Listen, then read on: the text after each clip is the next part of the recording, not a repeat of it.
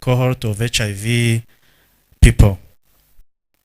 Another reason over time increase in non-AIDS related death in HIV population. So we need to investigate and see which are those causes of death. So our study had two main objectives. The first one was to estimate the prevalence of NCDs among people living with HIV. We focused on 4 major NCDs, including hypertension, diabetes, asthma, and cervical cancer. And also we estimated the NCD mortality, NCD-related mortality among people living with HIV. So our study had 2 arms. The first arm was a cross-sectional study design where we included people living with HIV, alive and active in care. And the arm 2 was a retrospective analysis of data of people who living with HIV who died from 2020 to 2024. Arm 1 included people living with HIV on treatment, aged 15 years and above, and those who were willing to participate in our survey.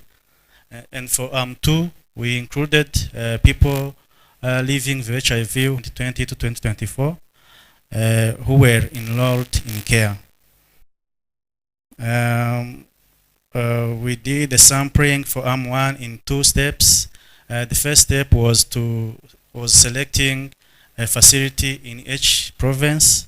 So the facility were selected based on proportional. We listed the per-HIV in each selected facility, and we categorized them in 3 strata. And then after we cause of death for those people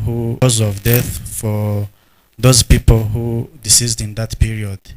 For Arm 1, those are the variables we focused on: social demographics, clinical, physical measurement, biological test, and also lifestyle through interviews.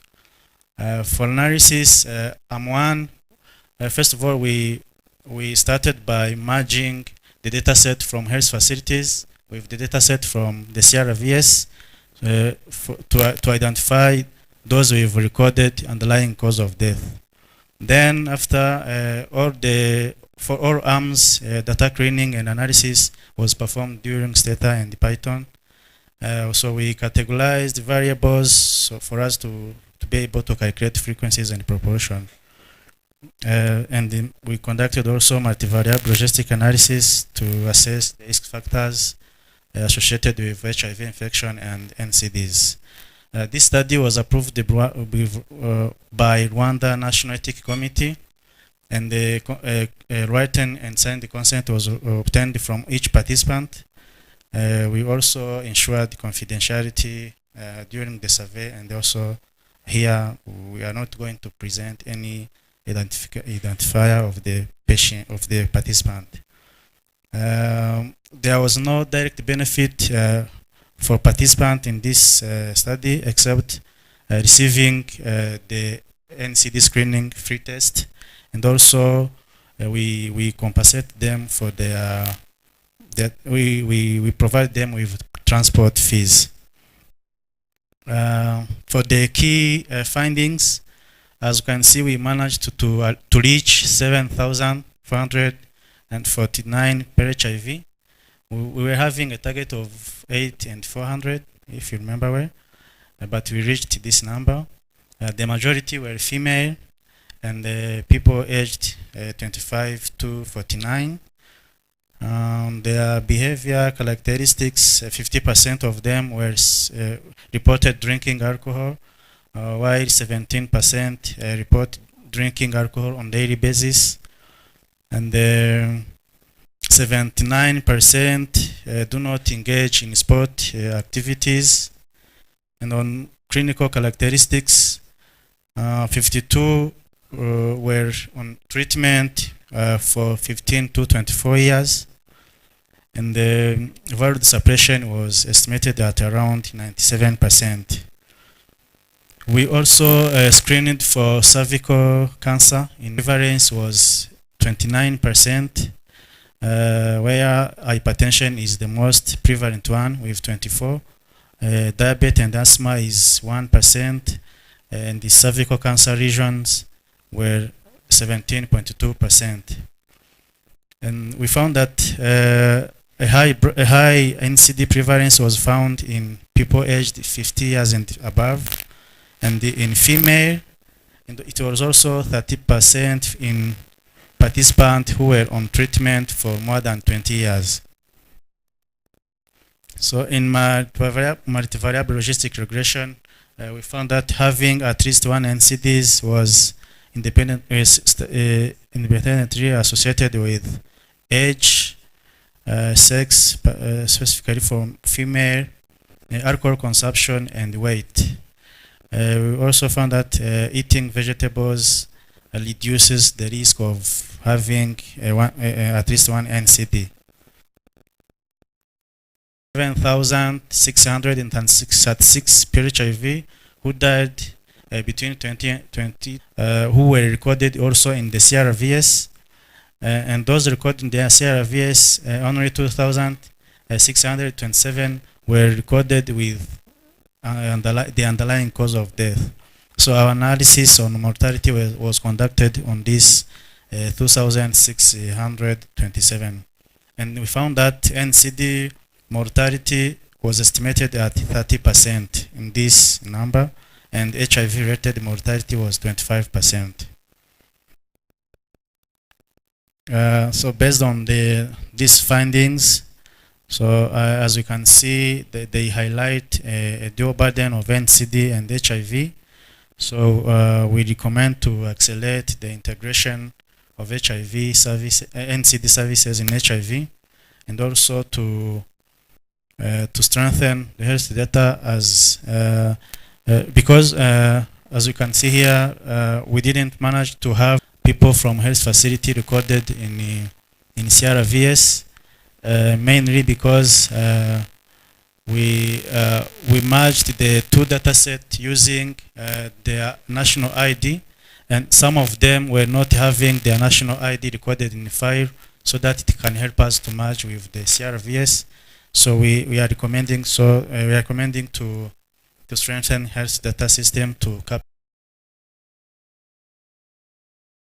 Thank you so much.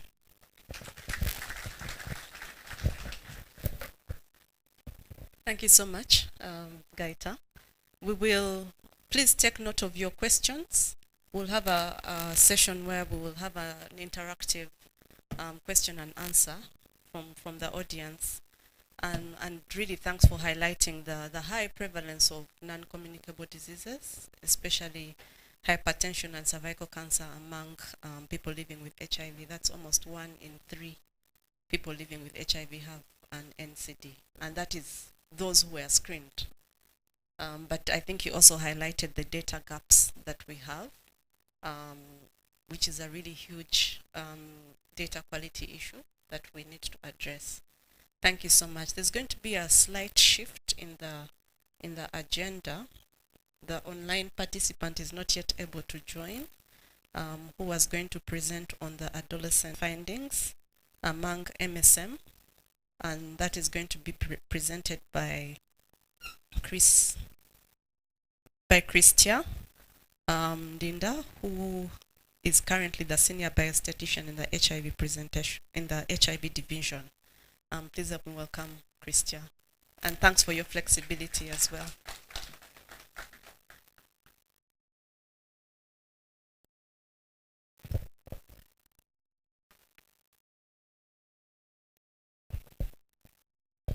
Thank you. Good morning.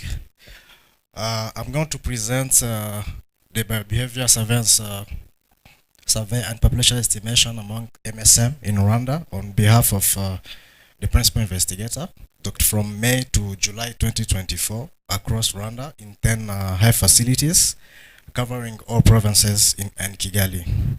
We recruited 3,757 MSM using a responder-driven sampling method. It is B and C, syphilis, and estimates how many MSM lives in Rwanda. We also assessed behavioral risk factors and prevention knowledge and attitude to understand why infection occur and where services can be improved.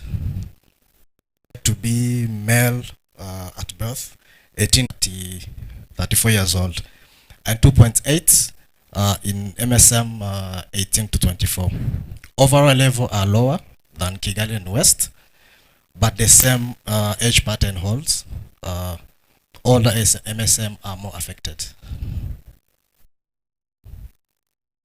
So in the South, HIV was 14.4% among MSM 35 plus, and 5.8 in MSM 25 to 34, and 0.16 in MSM 18 to 24. In the East, HIV was 15.4% among MSM 35 plus, 7.9 in MSM 24 to 34, and 1.1 in MSM 18 to 24 years old. Again, we can see the same trend. HIV accumulates with age. So here we found the UNA 3.95, the conditional. Once people were diagnosed, 99.7% started ART, and 95.3 on that were on ART were suppressing. So we can say that care quality is strong here. The real gap is on the first 95, the awareness. In Kigali, we have 68.1%, East 71%, North 59%, South 81%, and West 74%. So we can note here that East show a suppression dip, 89% suppression for people who are on ART. So tightened virus follow-up should be conducted on that side of, in that region of the country. So on the unconditional 3.95, among all SMS living with HIV in Rwanda, 70% are aware of their status. 69.5% are on ART, and 66.5% suppressed.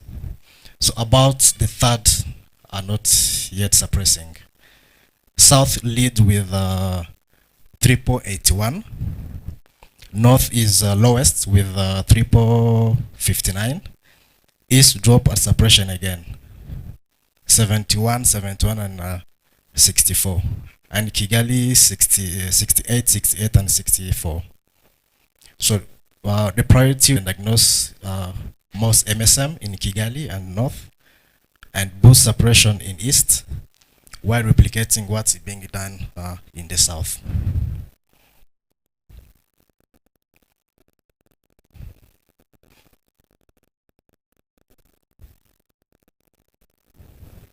So nationally, MSM had HIV 5.8%, syphilis 5.9%, HBV 1.5%, and HCV 1.6%. HIV range from 3.4 in the South to 7.5 in Kigali.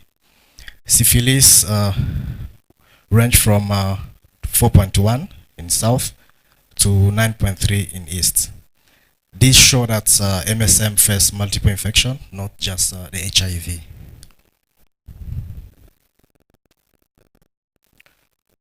On the stigma, 2.1 experienced physical and sexual violence in the last year. East was 6.7%. That was remarkably high. So even if the number seems small, the impact is big, because violence creates fear and drive people away from the health services. And for the discrimination, 13% experience stigma and discrimination, highest in the West with 18.8%, and East 18.2%. Followed by Kigali, 14.4%, lower in North, 6.4, and South 8%. Stigma pushes people away from services and delaying tests and care.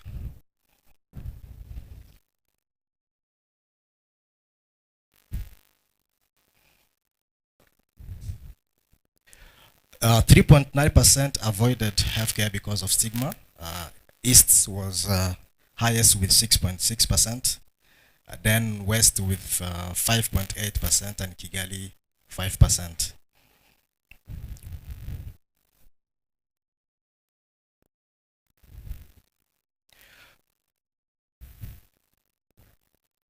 Only 33.6% used condom in the last sex among MSM. South was 42.1, that was the highest. East 15.5, lowest. So condom use is too low here, leaving ongoing risk of HIV and STIs.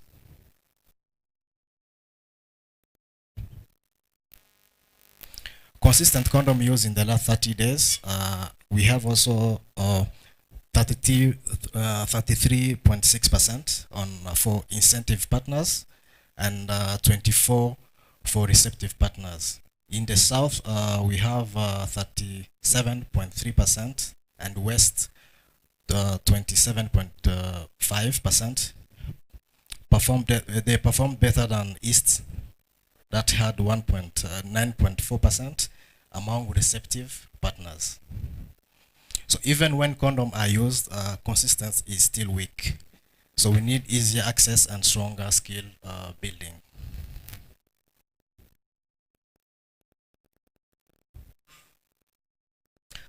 Only 7.2% had ever tested, but 56.5 tested in the last 6 months, and 20.6% tested 7 to 12 months ago, and 22.9 over a year ago.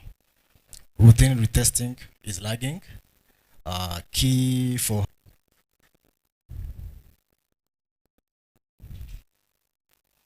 so 48.6% had heard of PrEP, and 22.7% had ever used it. Among users, use included not feeling at risk, not knowing where to get it, embarrassment, and fear of side effects. Use was high in the south and high in the Kigali East than Northwest. So PrEP has a stronger potential but remain underused. Awareness, availability, and stigma reduction needed to be rise together. So despite progress, gaps persist. Low condom use, PrEP use, stigma that deter care, and heavier HIV burden in older MSM. We need MSM friendly stigma-free services with targeted prevention and lifelong care so that no one is left behind. Thank you.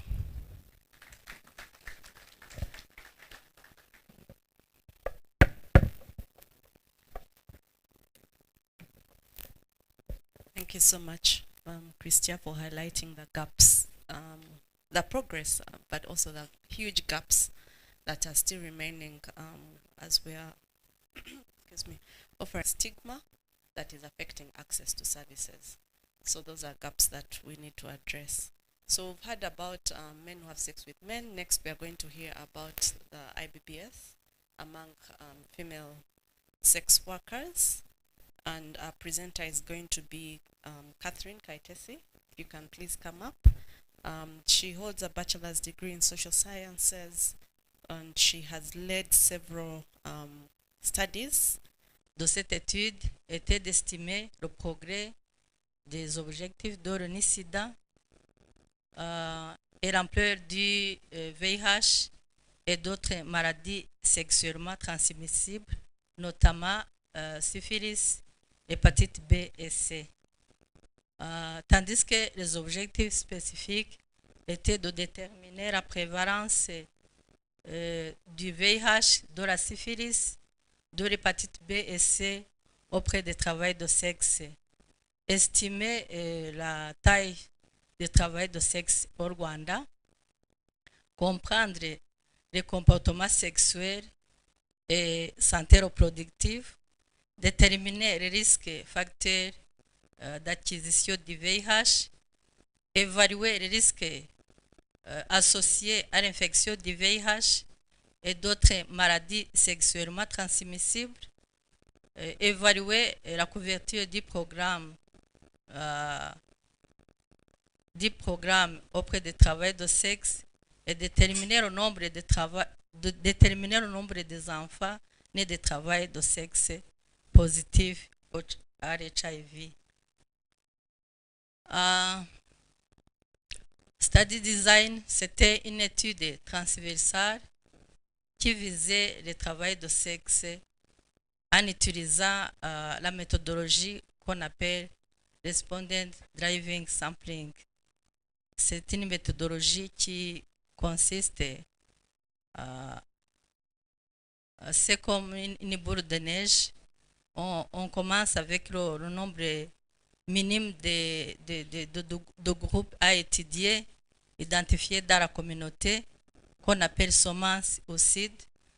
Et ces personnes devraient avoir une large network influent dans la communauté. Ça veut dire qu'elles ont une connaissance large dans la communauté. Ces deux personnes, le centre de santé d'Ogihundwe, d'Ogisenyi, et puis dans le nord du pays, nous avions seulement un seul centre de santé d'Omuhoza. Voilà.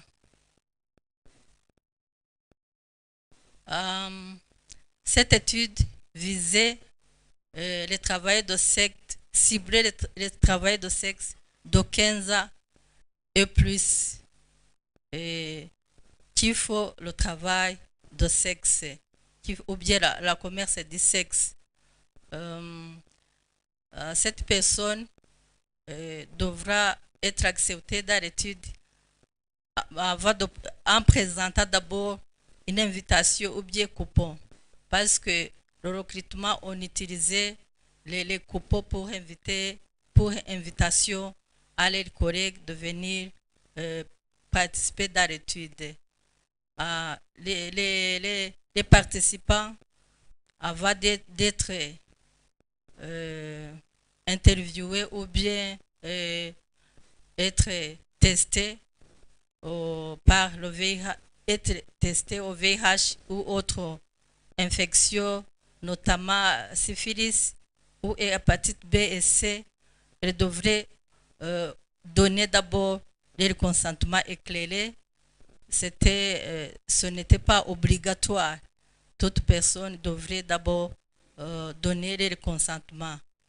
Et puis, elle devrait être capable de communiquer dans les langues officielles utilisées couramment dans notre pays, notamment le Kinyarwanda, le français et l'anglais.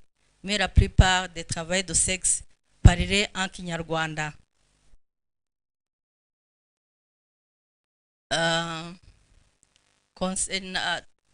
Concernant les résultats, c'est ça, le recrutement des participants par province, comme vous voyez. Comme caractéristiques socio-démographiques, les participants qui étaient dans cette étude étaient âgés, la plupart étaient âgés de 30 à 34 ans, étaient encore célibataires et avaient un niveau primaire d'éducation. Les places où ils rencontrent des clients étaient couramment hôtel, club, bar ou restaurant.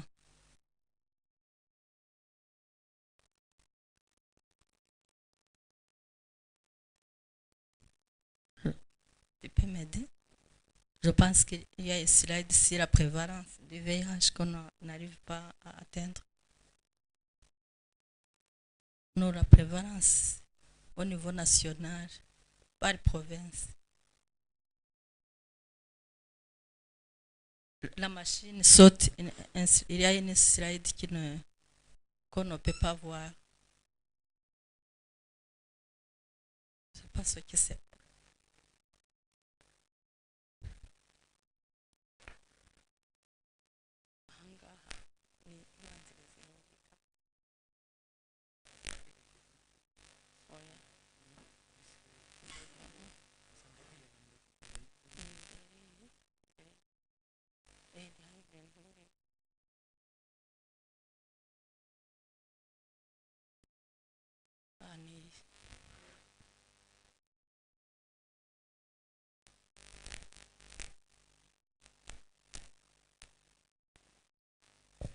Ça, c'est la prévalence du VIH au niveau national et de la syphilis.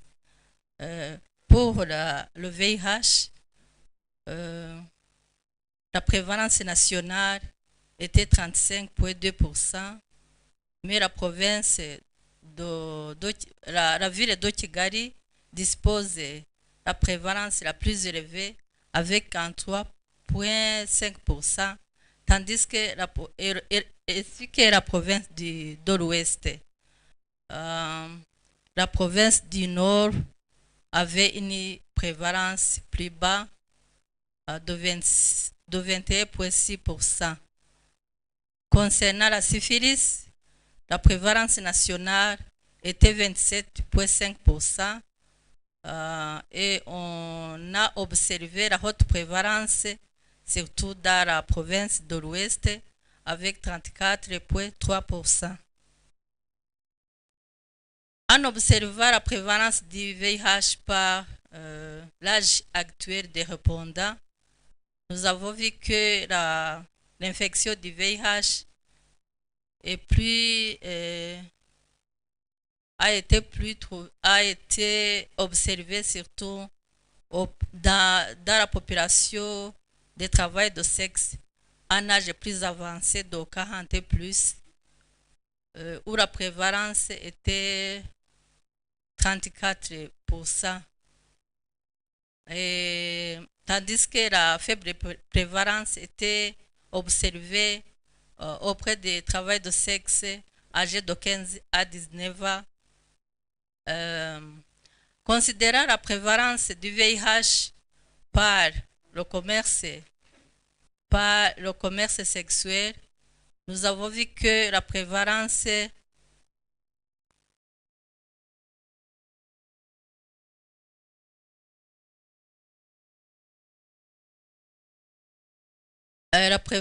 du sexe, la prévalence de travail de sexe était plus élevée dans la population des travailleurs de sexe âgés de 18 à 24 ans et aussi au travail de sexe de 15 à 17 ans.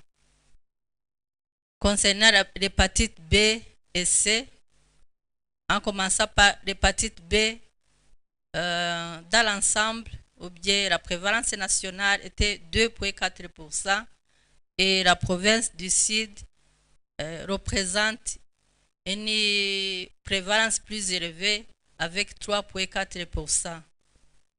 Pour l'hépatite C, la prévalence de l'hépatite C était 1,5% au niveau national avec la prévalence plus élevée dans le sud du pays et dans le nord du pays, tandis que la faible prévalence était retrouvée dans la province de l'Est avec 0,3%.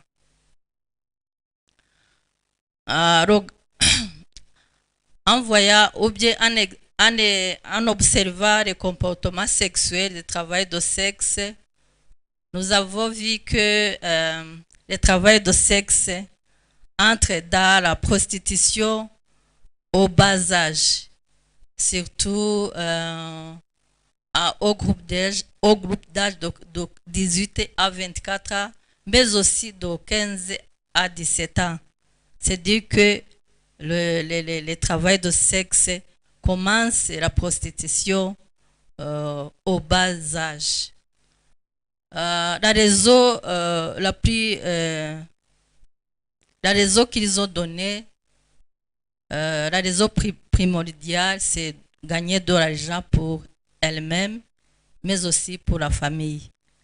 Et ceux qui ont donné cette raison représentent 77,5%. Concernant l'accessibilité du condom, pour les 2451 travailleurs de sexe qui ont participé dans l'enquête, 91,9% peuvent avoir le condom elle-même. Dans les 3 mois précédents l'enquête, 67,9% des travailleurs de sexe ont pu avoir des condoms gratuits. Concernant le type de partenaires sexuels qu'elles ont eu dans cette période, elles ont eu les partenaires réguliers non payants. 30,2% des travailleurs de sexe ont reçu les clients non payants. Et le nombre de fois, tandis que le nombre de travailleurs de sexe, le nombre de fois qu'ils ont eu les clients non payants, ceux qui ont répondu chaque jour étaient 5,2, qui n'ont rien reçu dans cette période étaient 4,2%, mais celles qui ont rapporté qu'ils ont reçu un client payant, un client régulier non payant était 90,5%. C'est-à-dire que au moins une fois par semaine, la majorité des travailleurs de sexe reçoivent un client régulier non payant. Concernant l'utilisation du condom avec les clients non payants, 61,2% ont répondu qu'ils ont utilisé le condom. Concernant les clients réguliers, payants, nous avons vu que 82,9% des travailleurs de sexe ont reçu les clients réguliers non payants dans les 30 derniers jours précédant l'enquête. Le nombre de clients qu'ils ont reportés variait entre 3 à 5 clients et de 0 à 2 clients avec des proportions que vous voyez sur le screen. Voilà. Concernant la violence physique et sexuelle, durant cette enquête, nous avons aussi collecté les données sur la violence physique et sexuelle. Et nous avons vu que les travailleurs de sexe subissent ce type de violence. 20,9% et 16,8% ont subi respectivement la violence physique et sexuelle. Dans les 12 derniers mois, presque les mêmes proportions des travailleurs de sexe ont déclaré qu'elles ont subi la violence physique et sexuelle. En général, 33% des travailleurs de sexe ont rapporté qu'elles ont été violées physiquement et sexuellement. Voilà. Concernant l'utilisation du condom, quand on parle de la prévention, on ne peut pas laisser de côté l'utilisation du condom. L'étude a trouvé que 25,7% des travailleurs de sexe n'ont pas utilisé le condom durant leur dernier sexe avec les clients réguliers. Avec les clients réguliers. Tandis que 17,1% n'ont pas utilisé un condom avec un client de one-time client et 18,7% avec client seulement. On n'a pas précisé si c'est client payant ou client non payant. Dire qu'il y a des travailleurs de sexe qui font le sexe sans utilisation du condom.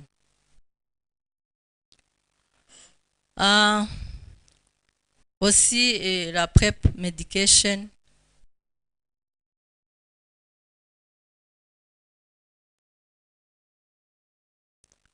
Je crois que ce slide n'est pas concernant la PrEP medication. Yeah. Ok. Dire que même si les travailleurs de sexe ont attendu parler la PrEP, mais parmi eux, celles qui utilisent, qui prennent le PrEP, est encore les proportions ce ne sont pas encourageantes. Mais on doit d'abord corriger ces statistiques. Je crois que les données ont été modifiées un peu. J'ai donné une autre présentation où on a fait la correction de ce slide. Concernant la compréhension du VIH compréhension complète du VIH ou bien connaissance complète du VIH, à 2023, 69,5% des travailleurs sexe avaient une compréhension complète du VIH et Kigali, la ville de Kigali représentait représentait une haute prévalence ou bien avait une haute préparation, une proportion de la connaissance du VIH, mais la province du Sud avait une connaissance plus basse en observant les proportions des travailleurs de sexe qui ont déclaré qu'elles ont une connaissance complète du VIH. Concernant l'atteinte des objectifs de l'ONU-SIDA, le progrès en général, pour les 3 objectifs, la première, on trouve encore des rancunes pour le premier objectif et surtout dans la province de l'Ouest a une proportion plus élevée avec 88%, et la province de l'Est a une proportion plus faible avec 61,5%. Pour le second objectif, la province du Nord a une proportion élevée de travail de sexe qui sont déjà sous-élevés avec une proportion de 98%, mais la province de l'Ouest représente une proportion faible de 73,8%. C'est-à-dire que les travailleurs de sexe dans la province de l'Ouest qui connaissent déjà leur statut sérologique, seulement 73,8% sont sous-élevés. Pour le troisième objectif, la ville de Kigali représente une proportion plus élevée, à peu près 100%. 99,8%, mais la province de l'Est, la proportion est encore faible, sont encore faibles avec 84,4%. Aussi, durant cette enquête, nous avons collecté les données sur les maladies sexuellement transmissibles. Quelques questions ont été demandées au travail de sexe, s'ils reconnaissent ou bien s'ils ont été infectés par les maladies sexuellement transmissibles. Nous avons vu que 18,2% des travailleurs de sexe nous avons vu que 60,4% des travailleurs de sexe ont eu des infections sexuellement transmissibles dans les 12 derniers mois précédant l'enquête. Et seulement parmi celles qui ont déclaré qu'elles ont eu des IST, seulement 69,9% ont pu se faire soigner. Concernant les comportements en rapport avec l'accès aux soins de santé, quelques travailleurs de sexe manifestent des comportements qui les empêchent à visiter les centres de santé. Vu les données qu'on a collectées pendant cette enquête, on a vu que 18,2% des travailleurs de sexe ont manqué de respect dans leur communauté parce qu'elles font le travail de sexe. 5,4% des travailleurs de sexe ont eu peur d'aller voir le travail de santé pour les services de santé ou bien sociaux, tandis que 5,1% des travailleurs de sexe n'ont pas pu dévoiler qu'elles font le travail de sexe. 1,3% des travailleurs de sexe ont subi la discrimination au moins une fois et 2% pendant plusieurs reprises. Dira aussi cette étude, nous avons collecté les données sur le travail de sexe testé positif. Nous avons voulu connaître si les travailleurs de sexe testés positifs, s'ils ont amené les enfants au centre de santé pour le dépistage, en fait de connaître les statuts sérologiques et permettre le suivi approprié auprès de les enfants. En général, on a identifié 2291 travailleurs de sexe qui ont des enfants et les enfants identifiés qui sont nés des travailleurs de sexe positifs étaient 5039. Les enfants qui étaient plus de 15 ans étaient 1281, puisque notre enquête ciblait seulement les enfants de moins de 15 ans. Le dépistage, on voulait seulement tester les enfants de moins de 15 ans qui étaient 3758, mais c'est les enfants qui ont pu venir au site d'enquête étaient seulement 93.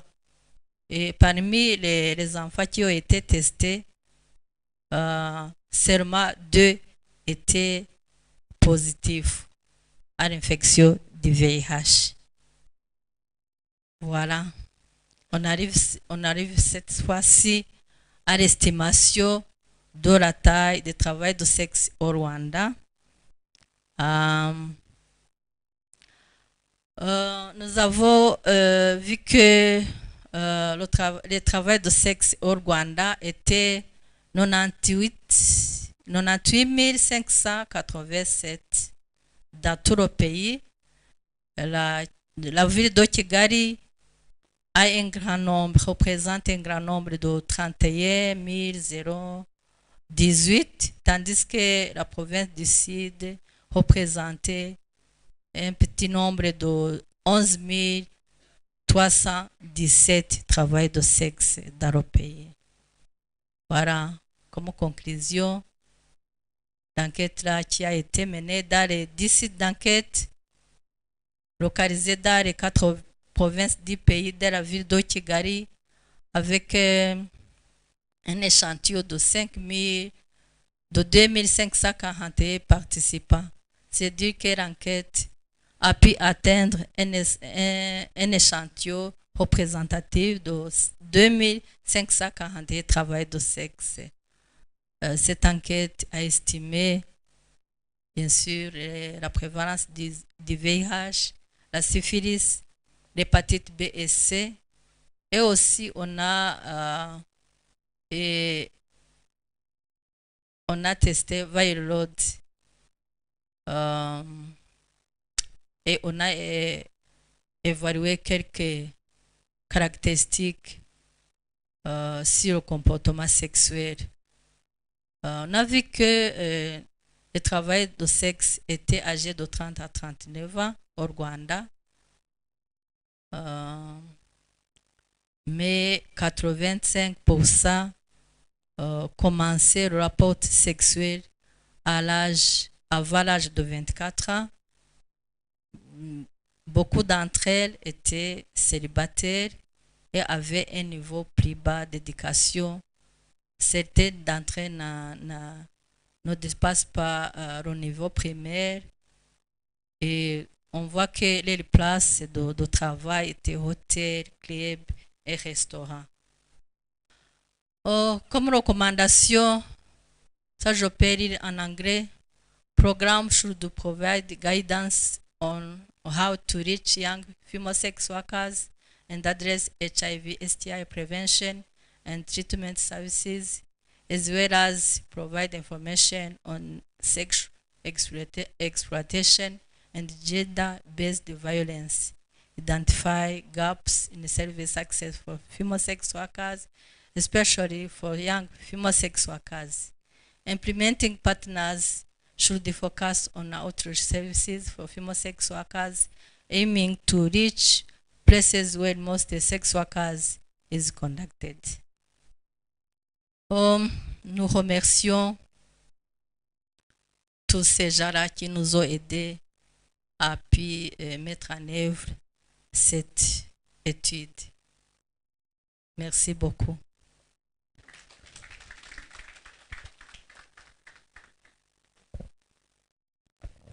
Thank you so much, Madam Kaitesi, for the presentation among female sex workers, also highlighting some of the key areas of progress, but also gaps that we still have. I'll ask that we stand up, please, and stretch a bit before we have the next session.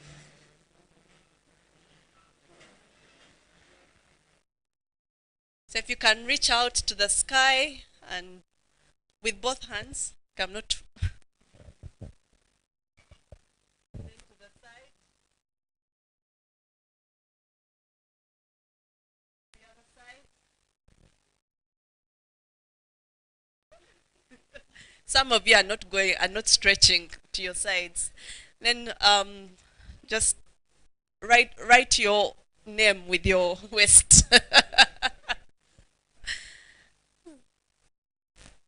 People don't have neighbors. People don't have neighbors. Okay. Thank you. Please have your seats. We are almost done with the presentations. I think we only have 2 more left. The next one, and again, please keep noting down your questions, comments, recommendations, and after the presentations, we'll have a discussion session. The next one is going to present on mapping and size estimation of people who inject drugs and the risk factors for HIV and viral hepatitis in Rwanda, and Deogracius Ndajijimana is coming to present, and he is currently a senior public health advisor and research coordinator at Rwanda NGO Forum, and he has led multiple initiatives in HIV, malaria, M-health, and humanitarian response. Please welcome him as he comes and pay full attention.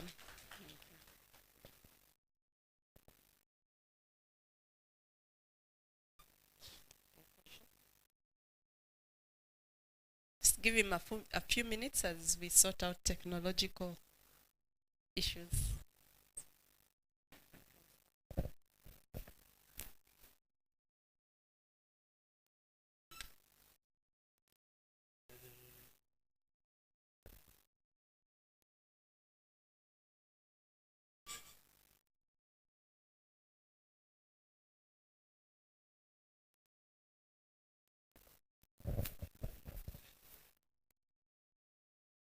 Good morning, everyone. It's a pleasure to be here and presenting on mapping and size estimation of people who inject drugs in Rwanda and their determinant of the risk of HIV and viral hepatitis. We're going to see the background of this study, scope and significance, study objectives, methodology, results, discussion, and then conclusion. Let's look a bit on the background. People who inject drugs are individuals who use non-medical sanctioned psychoactive substance such as opioids, stimulants, cocaine, sedative, and the hallucinogen. Globally, the estimation of 11.8 million of people who inject drugs, and 13.1% are living with HIV. So they are high risk, and their risk behavior are especially needle sharing, stigma, discrimination, criminalization, exposure to human rights abuse, and limited harm reduction program. And you know, here in Rwanda, this is super criminalized. While the needs of people who inject drugs are well documented in a high-income country, data from sub-Saharan Africa, including Rwanda, remain scarce. Allowed Rwanda's national HIV guideline and trying minimum service package for the key populations such as MSM and FSW. There is no specific package for currently existing for people who inject drugs. Let's look at the scope of significance of the study. The study is covering 10 districts in Rwanda and is going to provide evidence to support development of the harm reduction program, improve health care services, and contribute to national strategy for HIV and viral hepatitis control among people who inject drugs. So we also aim to have a policy and a policy advocacy implementation for people who who inject drugs. Our main objective was to estimate the population size and determine the risk for HIV and hepatitis virus transmission among people who inject drugs. So we have 5 objectives. The first objective is to estimate the population size and the social demographic characteristics. The second objective is to determine the prevalence of HIV.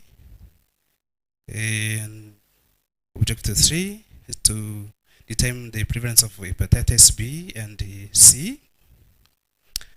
Objective 4 is to determine the risk behavior of HIV and HBV and the HCV transmission among people who inject drugs in Rwanda. Then the last is to identify specific needs and challenge related to HIV and hepatitis prevention services among people who inject drugs. Let's look at the methodology. These are the 10 districts covered by this study. As you see in Rwanda,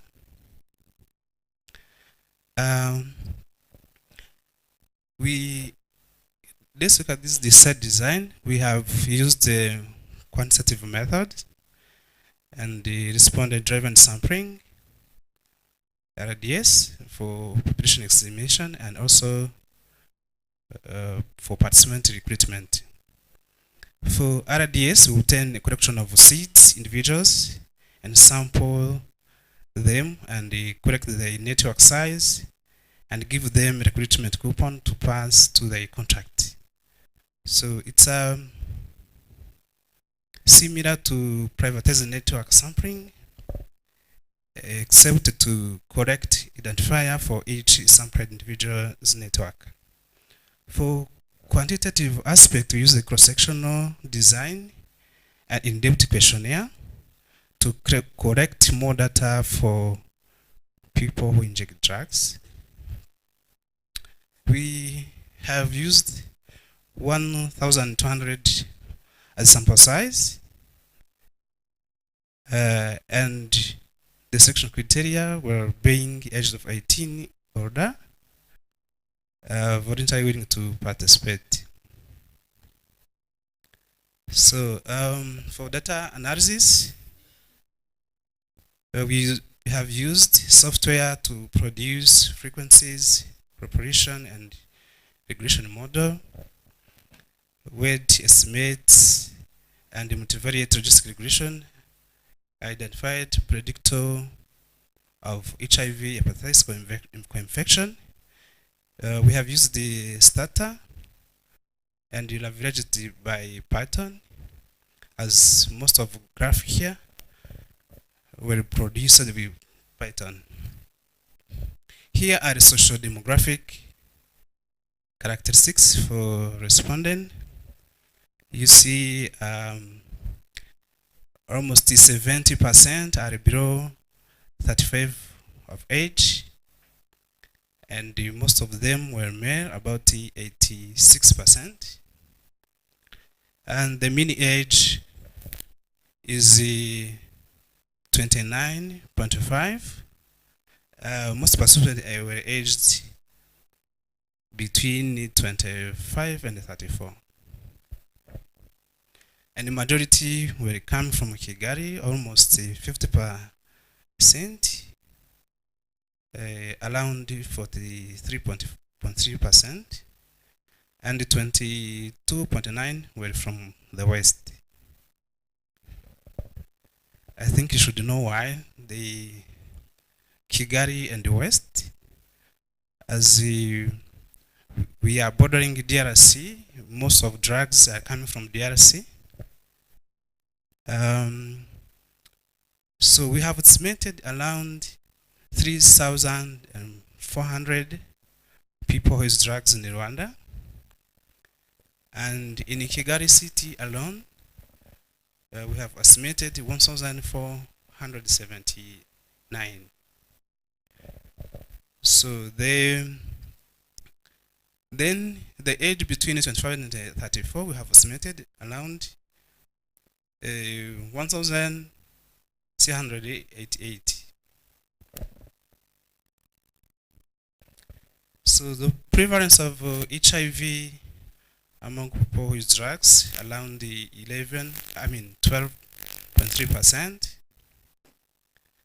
and HPV is 2.59, HCV is 3%, and the risky behavior as seen in heroin dominant around the 99.06%, and use of non-sterile needles, and no condom use.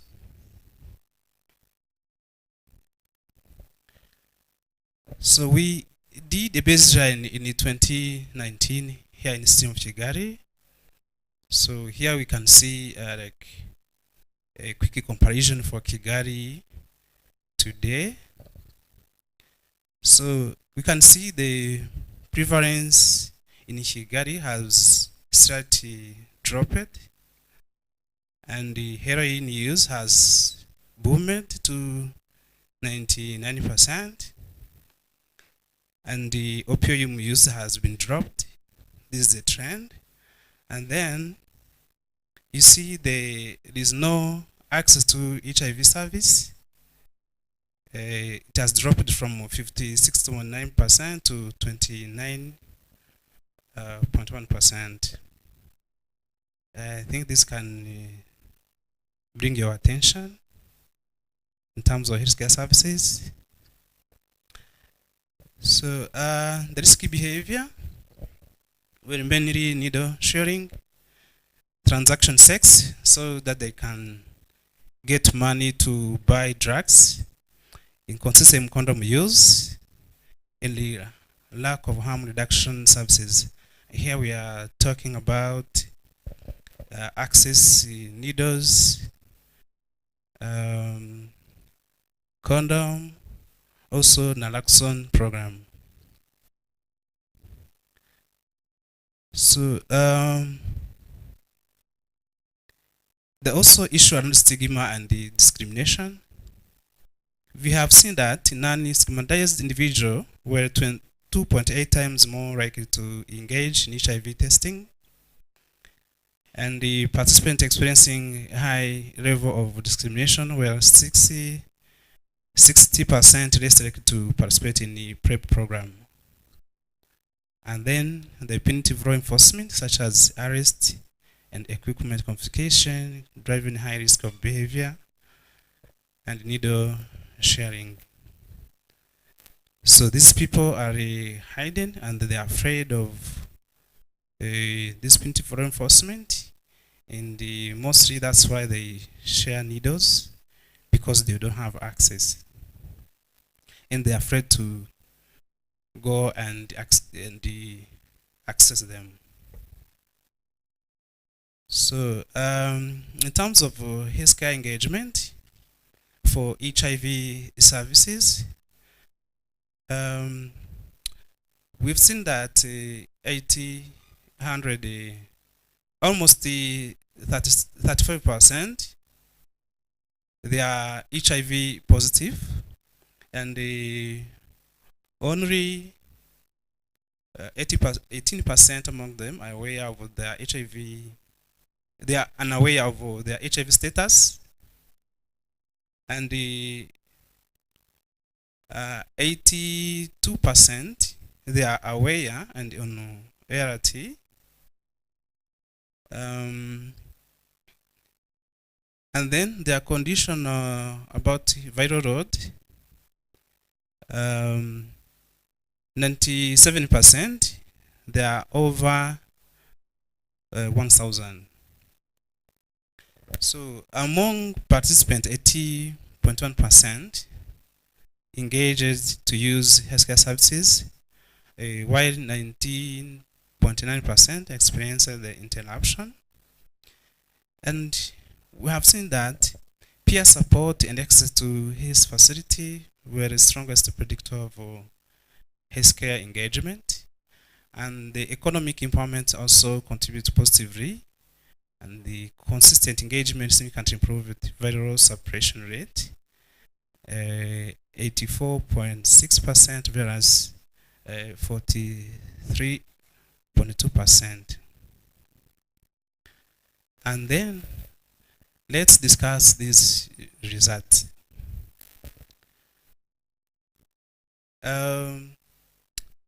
Most of risky behavior will needle sharing, transaction sex, and inconsistent condom use, which were significantly associated with HIV infection. And the limited harm reduction access has significantly increased the infection risk with or reduced by half upon access. I think the main issue here is access to healthcare services and access to harm reduction services. Men are more likely to engage in polydrug use and have high HBC prevalence, while women have higher HIV prevalence and more engaged in frequent sex work. The limited prevention access, only 1.9%. They know naloxone or they are aware about naloxone. Despite 26.80%, they are overdose. So, and only 14.6% are aware of PrEP, and 16 and 4% know or aware of PEP. You see most of them, like in 76.5%, ever HIV tested. Social mental health issues, like 39.3 reported poor quality of life, and 24.6% reported suicide attempt, and 26.1 avoid service due to stigma. They are stigmatized everywhere, from their family, from healthcare services, from everyone, and the law enforcement about punitive, like equipment confiscation. So these people are vulnerable and they need support in different ways. The important number of people who inject drugs in Rwanda face high HIV and hepatitis C burden and the behavior risks. The lack of people who inject drug-specific national program and social stigma limit effective prevention and care. Expanding harm reduction, enhancing testing and the treatment, and implementing tailored stigma-free service are essential to achieve sustained epidemic control and improve healthcare equity. Accessing needles of people who inject drugs through evidence-based inclusive policy and the program is critical. Reducing HIV and hepatitis virus transmission and improving the overall health and social outcome in Rwanda. We are becoming researchers to do more research for people who use drugs, especially to explore longitudinal trend in intervention efficacy and the social determinant influencing people who use drugs has to inform comprehensive national programming and the policy. We also need to expand harm reduction research to get better data and the further mental health and the stigma studies. Thank you so much.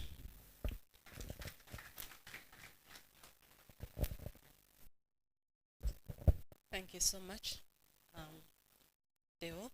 Are we still together? Good? Okay. We have an online presentation by Dr. Diodone Kairanga, who is a researcher and staff at University of Rwanda with more than 14 years of experience in nursing and midwifery education, and he's also led several research projects, particularly in HIV prevention, stigma reduction, and broader social determinants of health in sub-Saharan Africa. And he is also currently serving as the chair of continuous professional development within the School of Nursing and Midwifery at the University of Rwanda. So he's going to present about the, just a minute.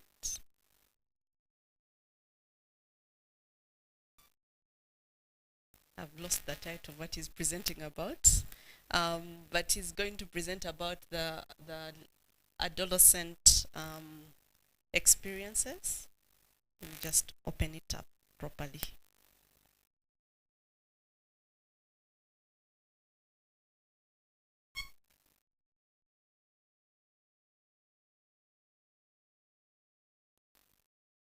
He will tell you what he's going to present about so that we don't take time. Thank you so much. Please welcome him. I hope our tech team is ready. Not yet? How much more time? 4 minutes. Could I propose that we move on to Dr. Mondo? Would you be ready to present now, as they are still fixing the technology? It's a talk? Yeah?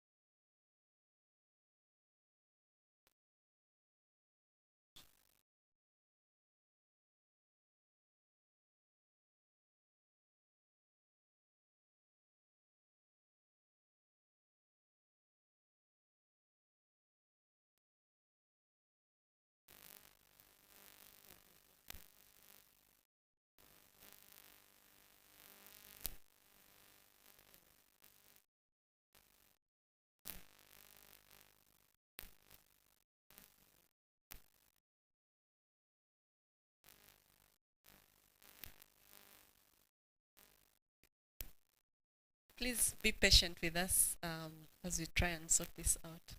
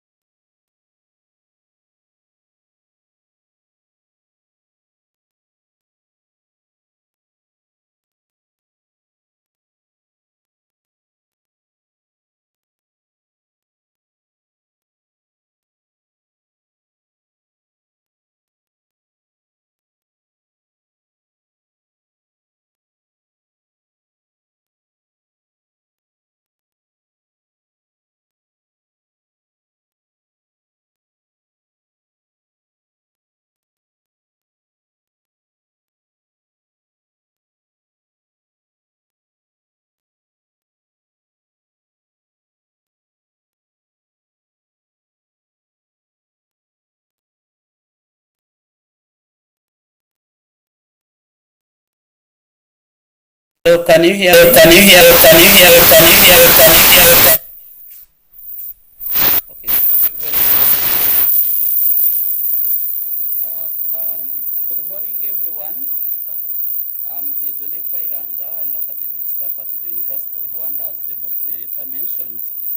And it is my pleasure to present findings from our recent study on behalf of my team, which is normally the third in a series of research projects we did to really explore the lived experiences of adolescents with HIV. Initially, we examined what successful living with HIV means to adolescents themselves, and also draw insight from their voices and experiences. We also compared these findings with existing literature to come up with appropriate tools to identify the successful living from the general population and be generalizable. This was to respond to poor adherence to antiretroviral therapy, which is mainly found in adolescents with HIV. Let me share my screen. Let me share my screen. Can you see my screen?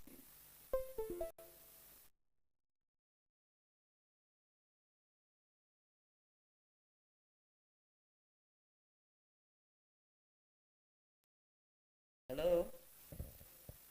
Yes, we can. Okay, thank you very much. Now, allow me to present the phenotypes of successful living among adolescents with HIV in Rwanda. This was a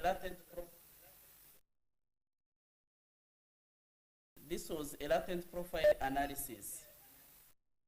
When you look at the challenges faced, the challenges of HIV in adolescents, they are numerous. Normally, adolescent is the age between the childhood and adulthood, ranging from 10 to 19 years. And this transitional period encounters significant obstacles that impact the development, the social life, as well as the overall well-being of adolescents, affecting their biological dimension, where you find that their viral load is sometimes not suppressed as adults, as well as psychological dimension affected and manifested by the trauma, the stigma, and as well as the social, which is mainly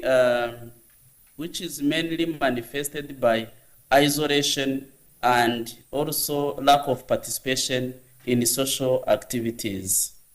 Looking at the background, globally, HIV in adolescents is a critical public health crisis. Over the past 15 years, adolescents aged 15 to 19 years have been the age group to experience most severe outcomes compared to other age groups. They normally have the rising infection rates, particularly in certain regions, representing a growing proportion of new HIV infections, mainly due to the lack of awareness and also the testing services, because they not attended to them.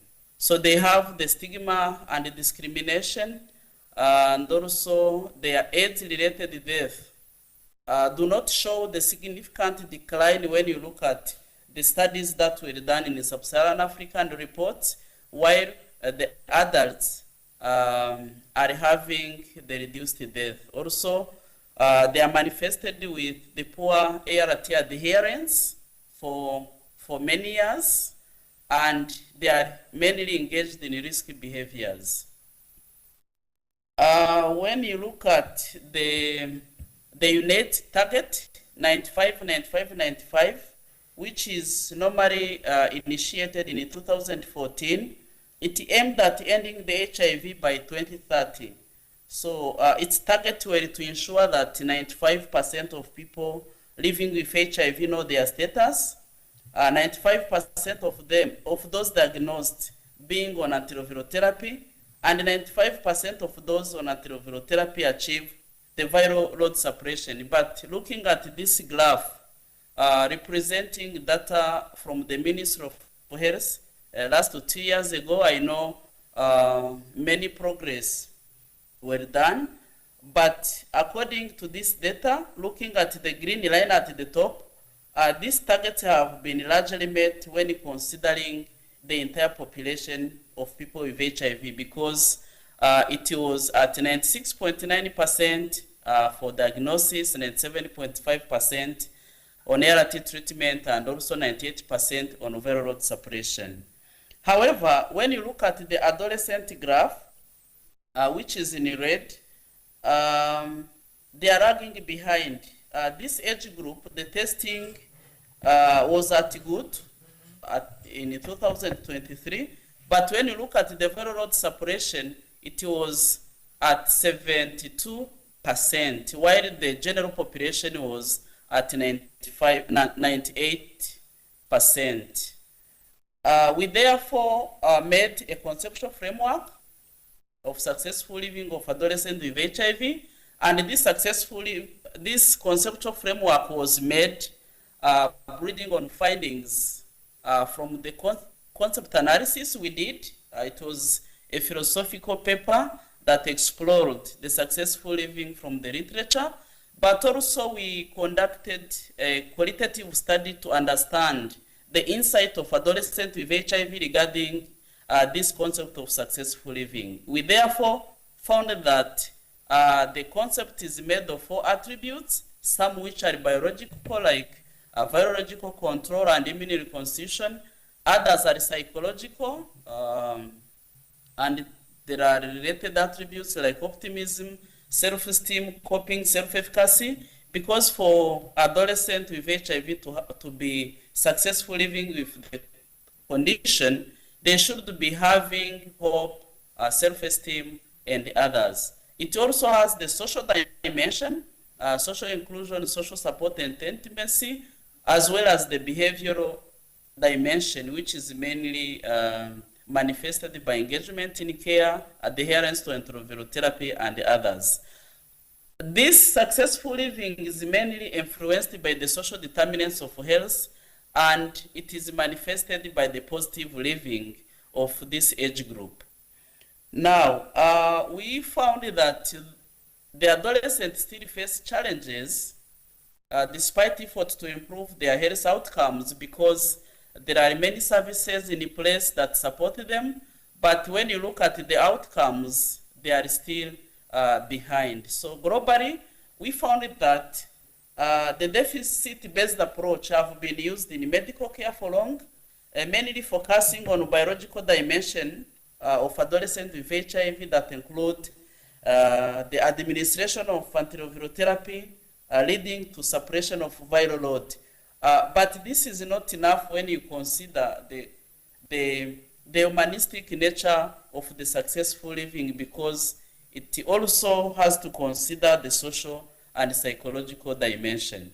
Therefore, we conducted this study to identify phenotypes of successful living among adolescents with HIV in Rwanda, and this was to determine any subgroups that may be probably not tackled during the interventions, for the next intervention to focus on them and see how the livelihood of this age group may be at the level of adult population and others as well. So the methodology we have used, this was a multi-stage stratified random sampling. We have selected 15 districts in Rwanda, and we took 3 districts per each province, and also considering the number of adolescents with HIV who have been visiting the healthcare facilities. And we selected 24 health centers randomly to get a sample of 300. So these are the districts where we have collected the data, and they are highlighted in color. So we did a data collection in August 2023, so there are 2 years, and we're having a big team to assist in the data collection after they have been trained. Therefore, we computed the latent profile analysis to see those different phenotypes. We also secured appropriate ethical approvals, the Institutional Review Board of the University of Rwanda, the Rwanda National Ethics Committee, the collaboration letter of here I mean 15 to 17 are considered as minors, and we also need additional consent. For the tool, we have adapted the concept attributes as I presented in the conceptual framework, and we use the data collection toolkit to facilitate the data collection process. We therefore, before starting the main data collection, you have piloted the tool to see if the adaptation we did may not interfere with its validity and reliability, and we find the Cronbach alpha of to be good, 8%.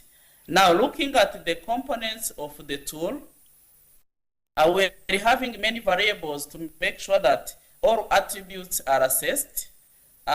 We first look at the viral load. We met with adolescents with HIV, and we're working with the nurse, the personnel in charge of antiretroviral therapy at the health center level. So we were looking at we were making chart review of viral load, and for the quantitative tool we're having, so we had the questions related to sexuality and also the ART medication adherence. We looked at the HIV stigma, depression, hope, the self-esteem, resilience, HIV disclosure, the perceived social support, and HIV quality of life. We later found a Cronbach alpha of 80% after piloting the tool. So the tool was made of 6 parts: the general information, the social demographic information, the sexual reproductive health and biological characteristics, behavioral characteristics, psychological characteristics, and social characteristics to make sure that all dimensions of successful living are worked on. As a result, we computed the latent profile analysis, and we looked for the BIC, which is close to 0 as the latent profile analysis requires, and we found it to have 2 groups of successful living among adolescents with HIV, and they are the ones I'm presenting on this slide. Among those 2 groups, you can find the graph in red and another graph in green. The graph in red indicate adolescents who do not successfully live with HIV, who struggle to live with HIV, and the graph in green is for adolescents who live successfully with HIV, considering different variables, considering the viral load, the number of sex partners in a lifetime, having sex and using condom. So these findings are complementing other findings that were presented before, because we also looked at this: the HIV antiretroviral therapy adherence, the HIV stigma, variable 5. Variable 6 was the depression, variable 7 was the state of hope, variable 8 was the self-esteem, variable 9 was resilience, variable 10 was the disclosure, HIV disclosure, variable 11 was the HIV quality of life, and the 12th variable was the perceived social support. And when you look at how they differ, each variable was different across those 2 groups, and you find some of the variables to be higher in adolescents who struggle to live with HIV, while others are low in adolescents who live successfully with HIV. So they are different, as you can see on the graph. We also looked at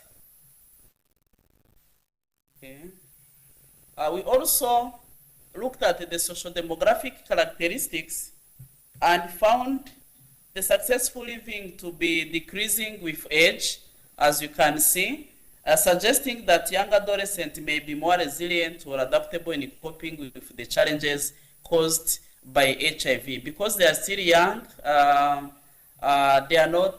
their level of thinking is not projecting well to the future, so you find to be stable compared to adolescents who have 18 to 19 years.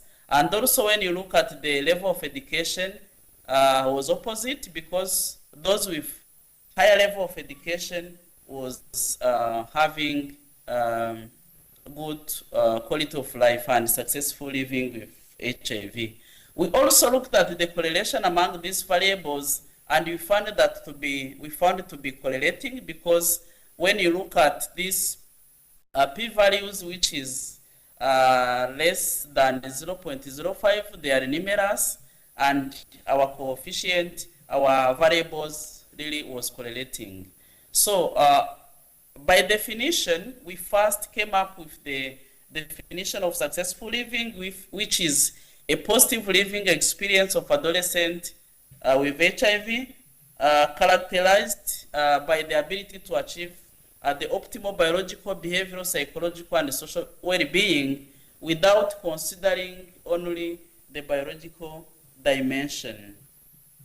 And for the studies, the findings that we have got, the two phenotypes clusters we found, one was struggling to live with HIV at 53%, at 47%, around 46, while the successful living of adolescents with HIV was 54%. And when looking at these findings, we reflected on the level of adherence of this age group, as well as the viral load suppression, which is low, and we found to be a correlation because higher levels of successful living were mainly associated with the high educational levels, as we have seen on social demographic characteristics.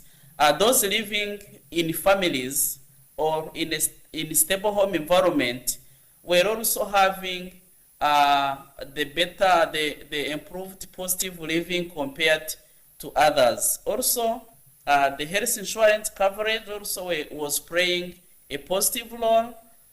Receiving social support also was contributing, and as well acquiring HIV through vertical transmission rather than other means was part of the successful living. Here I mean those who have got HIV from their parents, not through other means of HIV transmission. We also found early adolescents to be causing the successful living among this age group. So as contribution and the strength of the study, we found that the phenotypes of successful living, it is a novel approach, because for the previous studies we were looking at the deficit-based approach, but this strength-based approach we believe to be contributing mainly in the medical field for the HIV care, management, as well as the education and the research. So we employed the pragmatism paradigm to look at different aspects, qualitative and quantitative, and be able to get insight from the study participant for our results to be comprehensive.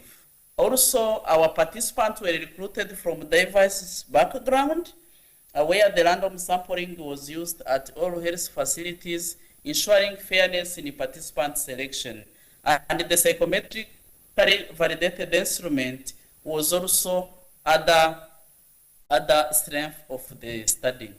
Now, as a conclusion, we found that the successful living is a holistic concept beyond viral load suppression, because you find that in some reports, the viral load suppression have been considered in some places as successful living, but this is the successful living of adolescent is really a huge component.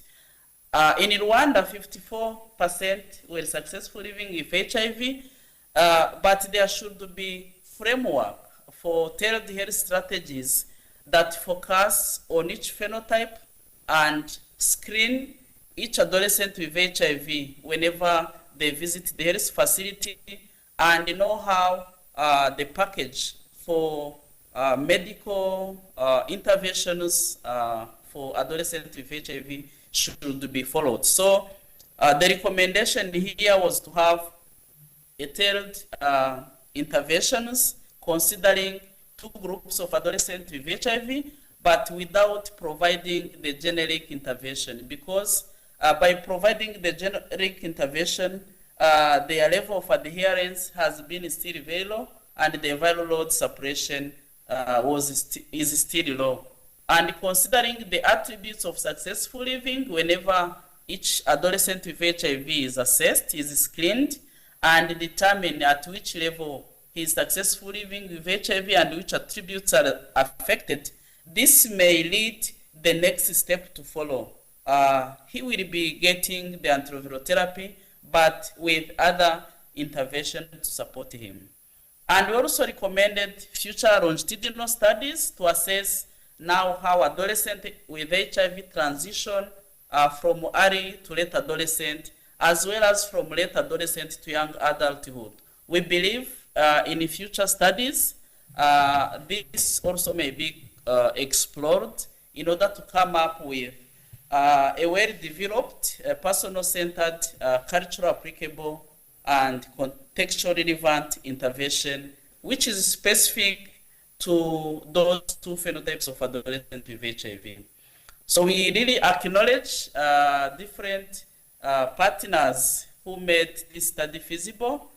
First, the participant who sent the consent and assent form, allowing us to be interviewing them, without forgetting the RBC, because RBC has been like an umbrella which was supporting in everything, having access to participants, and also providing some additional resources. We also thank the funder, the ERMA project, which has supported the entire process, the team that participated in data collection, as well as the transportation for participants for easy access. We thank you very much. Thank you.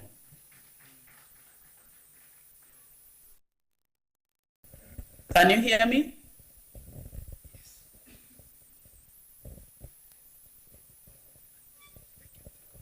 Yes, we can hear you. Thank you so much for the wonderful presentation. I've learned a lot about what is successful living and what are some of the factors. Hello, can you hear me?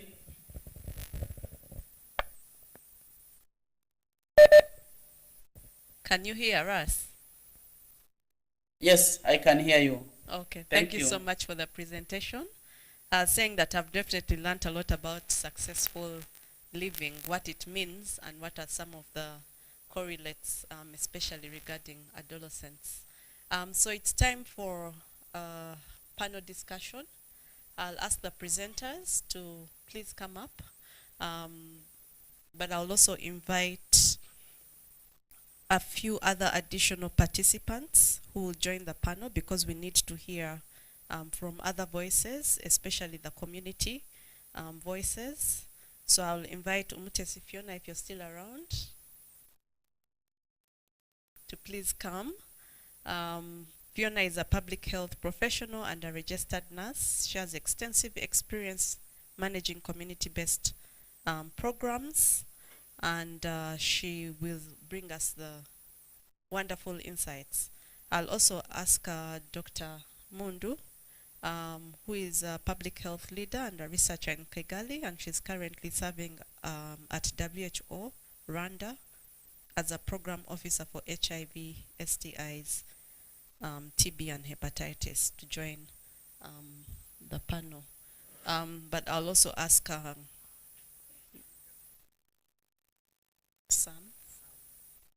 Sam Harajirimana, who is our operations manager at Rwanda NCD Alliance, and he'll also bring wonderful discussions, especially around integration of NCD care. Please have your seats. So Gaita, Catherine, Christia, Dewo, and Diodone, please continue joining online. After the panel discussion and question and answer session, we'll have a final presentation as well.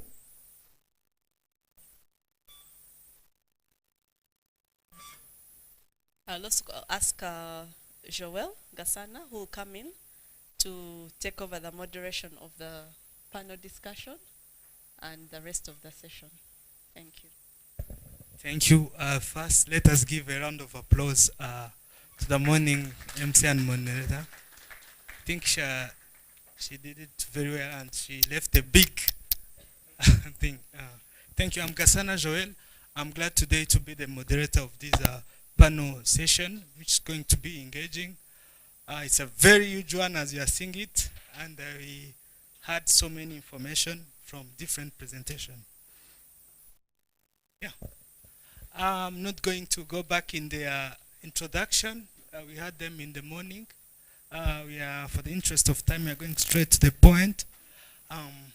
My first question goes to Gaetan, which is currently the acting director of HIV epidemiology surveillance.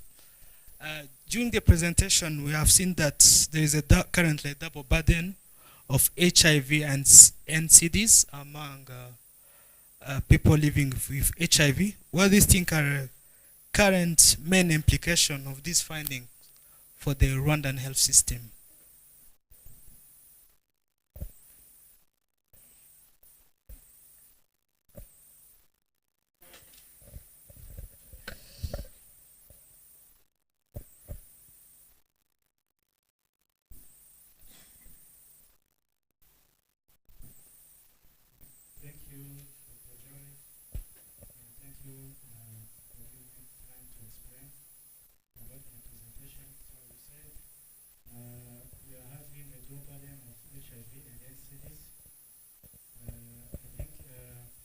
HIV, we are progressing well, and we have high ART coverage and viral suppression. But with this growing NCD burden, I think it can undermine our achievement. So we need to address this by integrating NCD in HIV services to screen and manage NCDs in our routine HIV care, and so that a patient can live a good life and also with minimal health-related costs. Yeah, I think the implication is to accelerate the integration of HIV and NCD services. Thank you. Thanks so much, Gaetan. From the perspective of the community, I'm going to ask Fiona, who is the representative of RP, please. What do you think are the role of communities and network of people living with HIV play in preventing and managing HIV? I mean NCDs in people living with HIV. Thank you. As Rwanda network of people living with HIV, we play a vital role to prevent and manage NCD through peer support groups where we create safe space and people get time to learn and share experiences through lifestyles, and they get to know different things about their peers, and through that management and integration, we, as LLP Police, we help them to link them to the health facility for those who have some problems. Thank you so much. Thank you, Fiona. My next question goes to Sam, who works for the Rwanda National NCD Alliance. From the perspective of development partners and the Alliance, Why do you think the integration for NCDs in the HIV service is necessary, and what do you think are the challenges?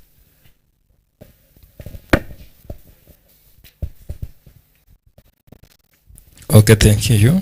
For the perspective of NCD advocates, first of all, NCD patient and the HIV patient, they are sharing the common condition. They live their entire life on the medication. And some of the diagnostic text the NCD patient are receiving, some of, for example, on hypertension, it's blood pressure. And those blood pressure, they are being also taken in HIV clinic. So it's better for integration because some of the care are interlinked. And the second is efficiency and the cost effectiveness. If you correct two blood pressure on only 1 week, for example, there is sometime a patient having like an appointment on a Monday in the HIV clinic and having another appointment on a Wednesday in the NCD clinic. So, and those tests, they are being independently taken by each service.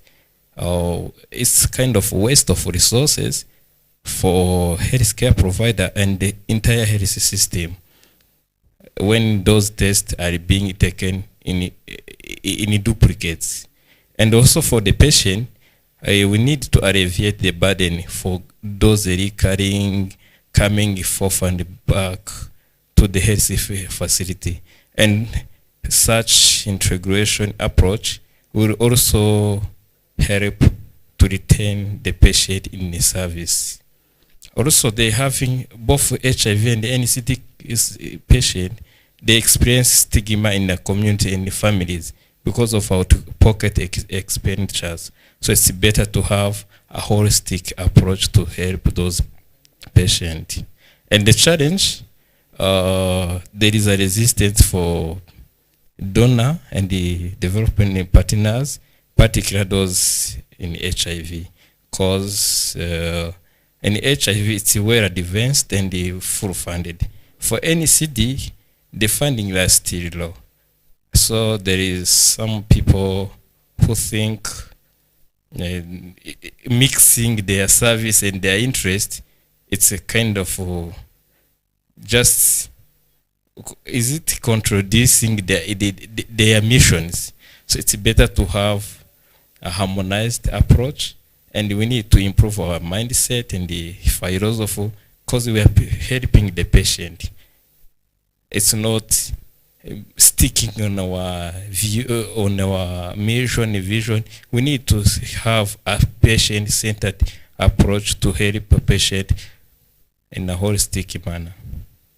The main challenge is that funding. Another challenge is infrastructure and the human resource. There is a system where we normally train the healthcare providers in one service. Then when the patient came to the health facility, they say, this is the HIV patient, go, your nurse is there, your doctor is there.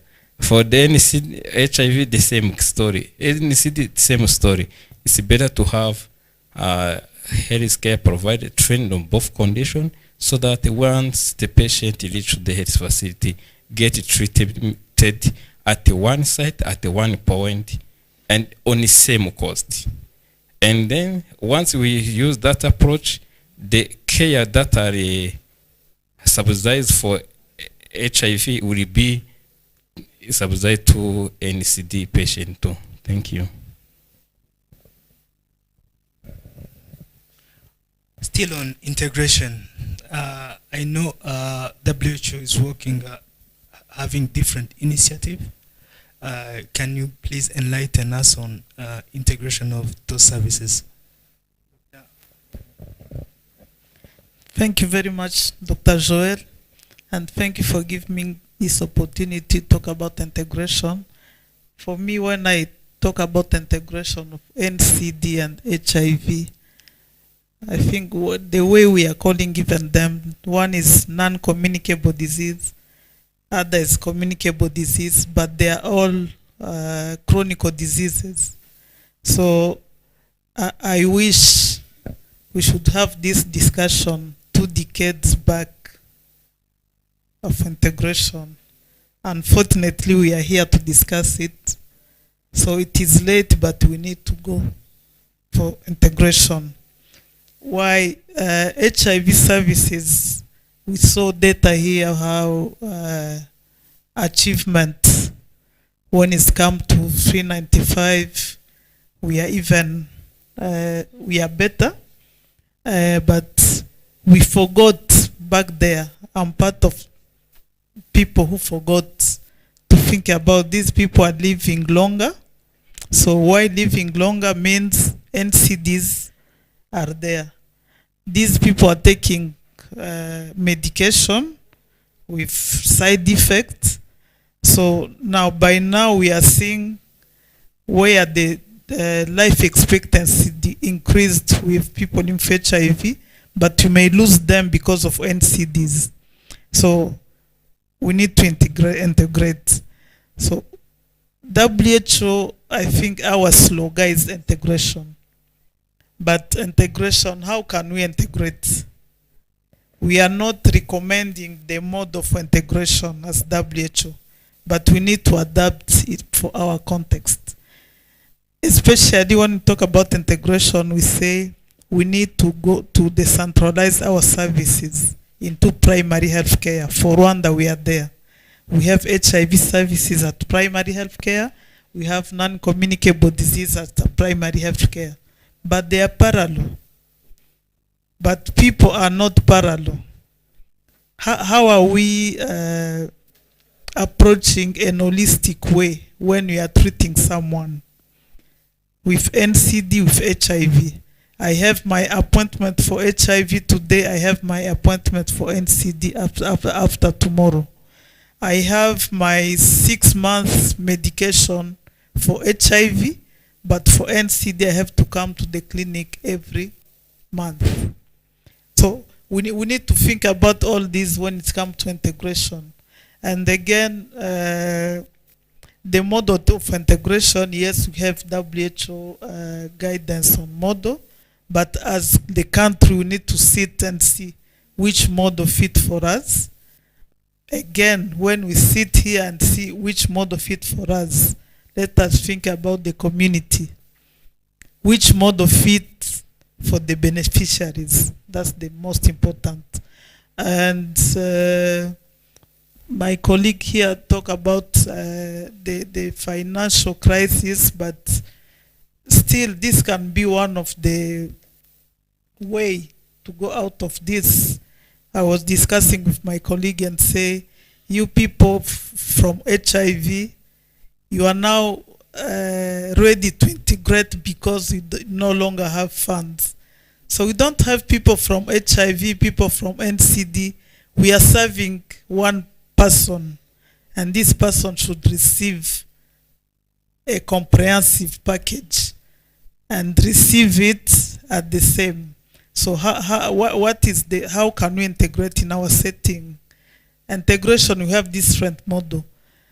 When we say integration, someone was saying we are integrating NCD, mental health, HIV. Will all these services be offered by one person? So that's why we need to see which model fit for our context and for our beneficiaries. I think that's what, we have different models at WHO, but we need to sit as the country and see which one fit for our population we are serving. Thank you. Thank you, Dr. Mundu, for the clarification. I think we are writing down homeworks, and the first one I got, it's how do we adapt, how do we fit our model to our local context. Our next question is going to talk about the key population that sometimes services have been seen to be reluctant to service delivery to key population have been seen to be reluctant to them, though other UN AIDS targets have been achieved. my question is to Catherine. What do you think can be done to help, especially female sex workers, as you have shown in your presentation, to get tested to know their HIV status and even go for treatment?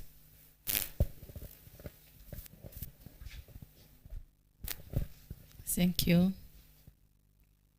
Through my presentation, we see that the female sex worker, the proportion of female sex workers who were tested for HIV is still low.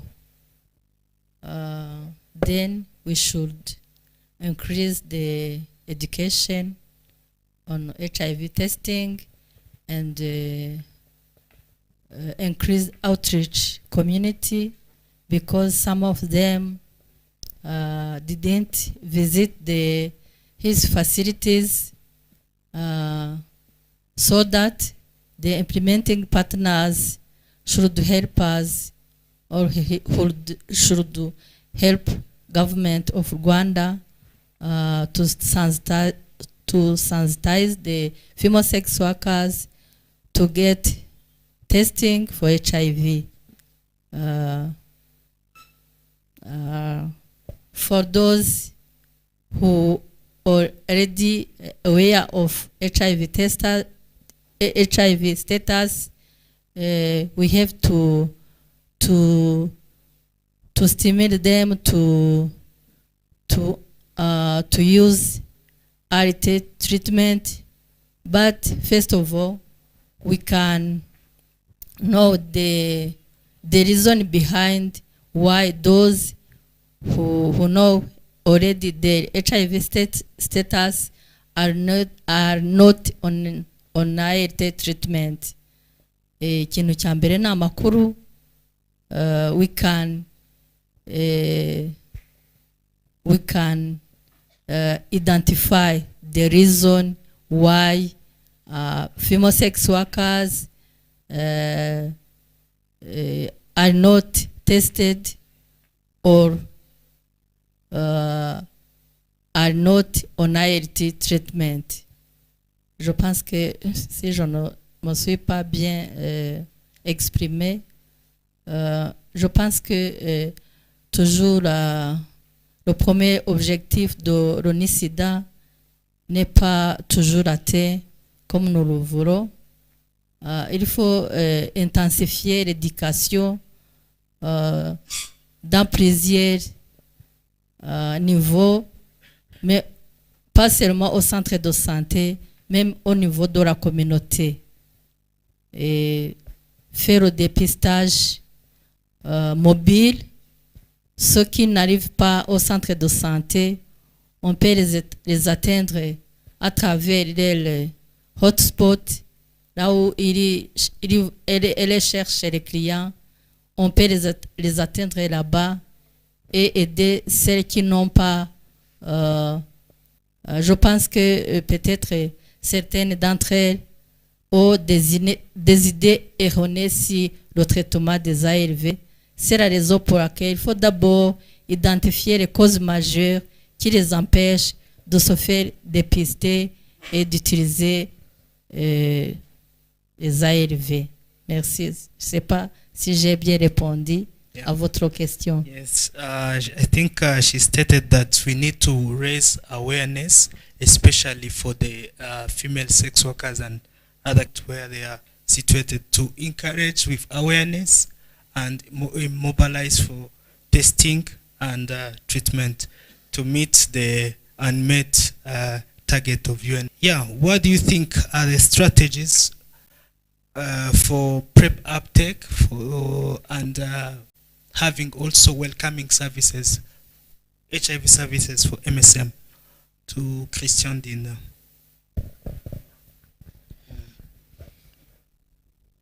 Sorry? Can you please come again, Joel? Come again. Yes, the question is, as you have presented, we have seen a high prevalence of HIV in MSM, and if they are not attending the services, HIV services. What do you think are the strategies to encourage them to go to seek for HIV services and encourage them to take PrEP medication? Yeah, I think facilities have to implement what facility stigma and discrimination package, like a strong staff briefing, having MSM friendly services at the facilities, so that MSM can feel safe, respectful, and welcoming to come to the facility asking for the services.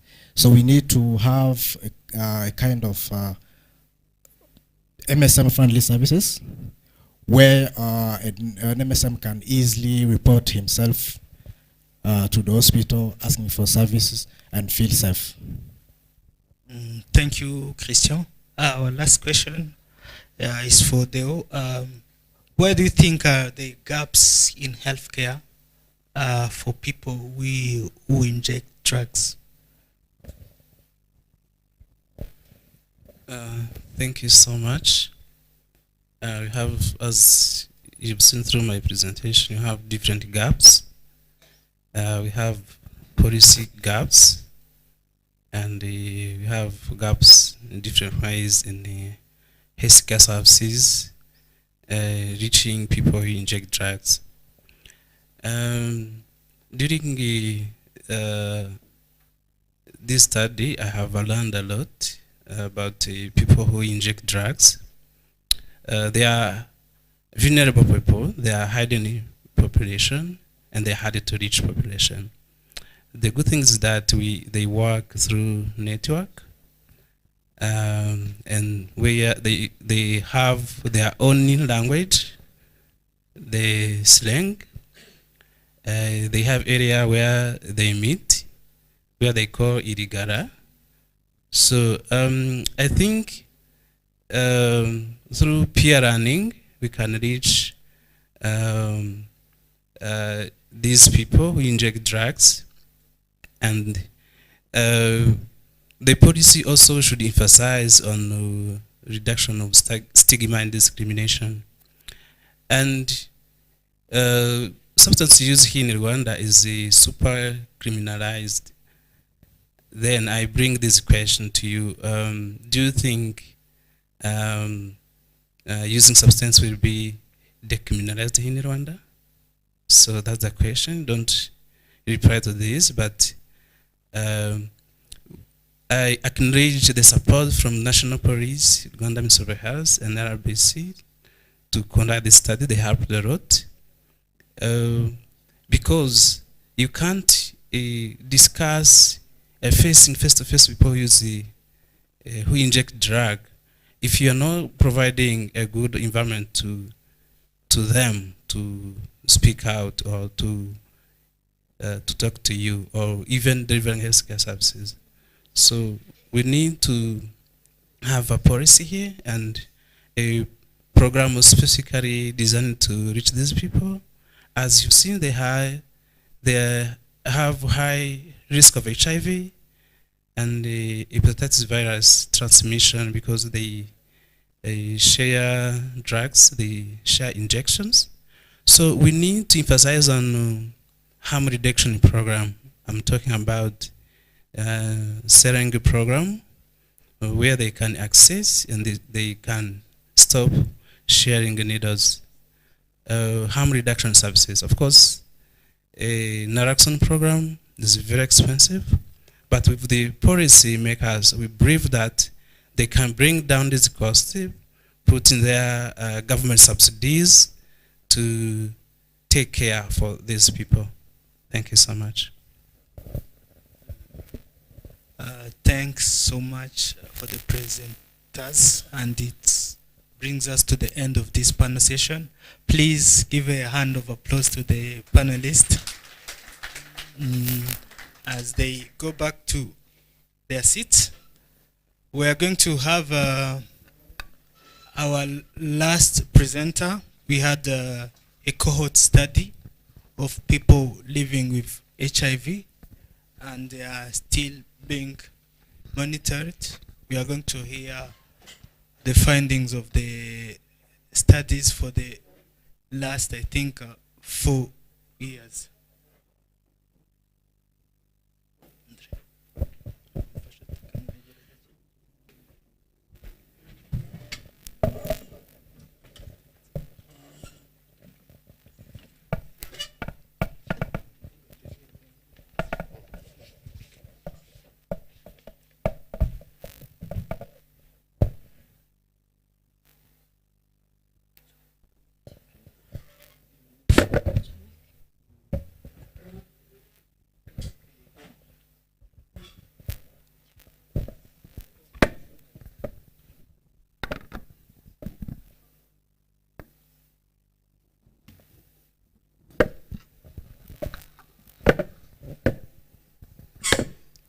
Good morning and good afternoon. We are now ready. Afternoon, closer. I'm Valentina Dushimimana. I'm going to present the ongoing cohort study we are doing since 2021. I'm not alone in presentation. I'll present with my co-investigators here presented. We have Ladislas, who is one of the investigators.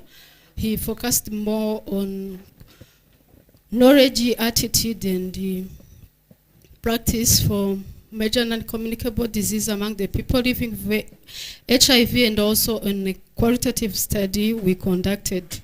After him, we also get a presentation with Dr. Simeon. He's online, and he will present us about the quality of life among the people living with HIV, and also the assessment we did about mental health among the people living with HIV.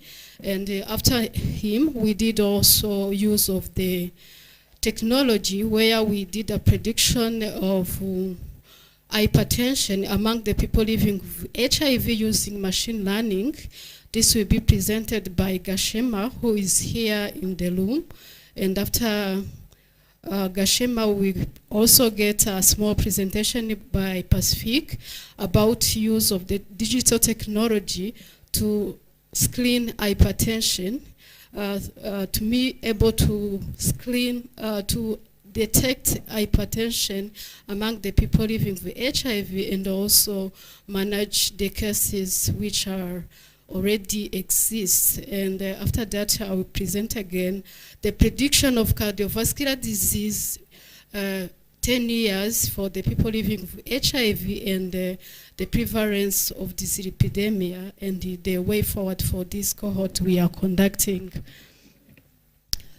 Briefly, the study is health determinant among people living with HIV, known as Kohirwa cohort study, which is ongoing already now is 3 years. As an overview, non-communicable diseases are killing HIV patients compared to HIV, as we know that in previous years, it was a big burden, but currently the big burden is non-communicable disease. We focused mainly on hypertension, cardiovascular disease, and diabetes. This is ensure that there is an existing double burden, and also there is a lack of the data, and we need to make sure that we link HIV and NCDs as we have been discussed previously in the panel, and there is limited number of studies in our country and other country with similar setting. And also we did this study to ensure that we provide evidence to the policy makers and ensure that we advise on the resource allocation and the intervention prioritization. Here are the main objectives. As I stated, different sub-studies we conducted are included here. Oh, we are not presenting. Sorry. The presentation is not there. Oh, okay, sorry. Those were the main objective. The first was to to make a profile of women living with HIV and also to determine the epidemiological characteristic and ensure that we identify the main biomarkers determining the risk of non-communicable disease, and also to explore the experience and challenges about the management of NCDs among HIV patients. A methodology we use, as I said, is a cohort study, and our participants include people living with HIV and the HIV negative, and also it is a mixed method, and they include the participants who are on HIV treatment, and it was conducted in 12 health facilities, and we do a follow-up annually. Among the tools we use in our study, we use exploration of the patient file, and also we use the questionnaires, mainly a step survey tool, which is globally recognized, and also in qualitative we use in deep interview and the focus group discussion. In addition, we do the physical exams and the laboratory exams, and we do imaging. The participant flow, we selected the participant from the existing health system for the HIV patient, and for the HIV negative, we recruited them from the services of HIV and the participant near the health facility. As I said, the study conducted in 12 health facilities across the country, each province represented, but Kigali City has more sites compared to the other province.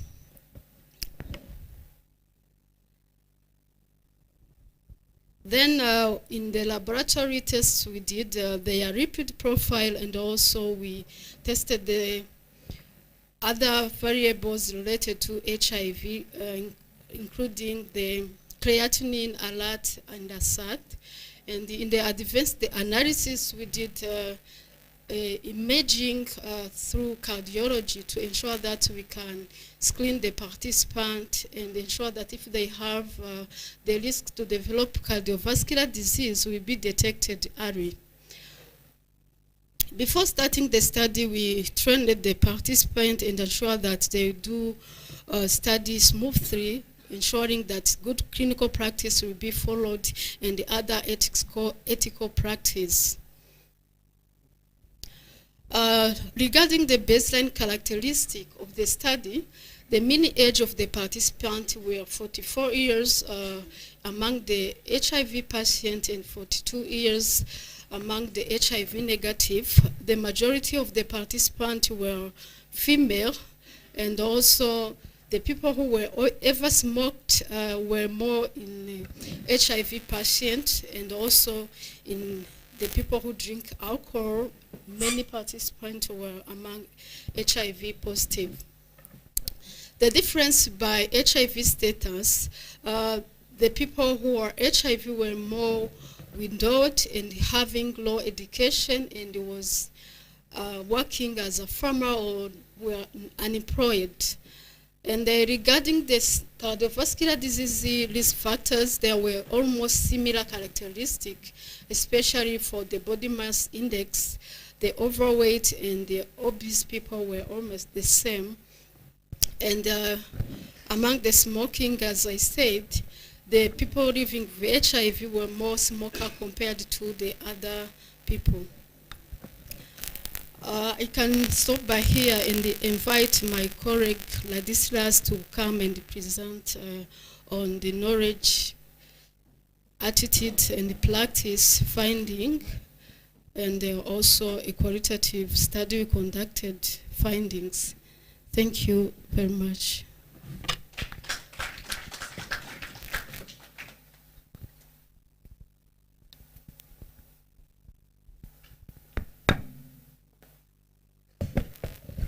So thank you, Valentin. Thank you, the moderator. So I will take you through the CAP.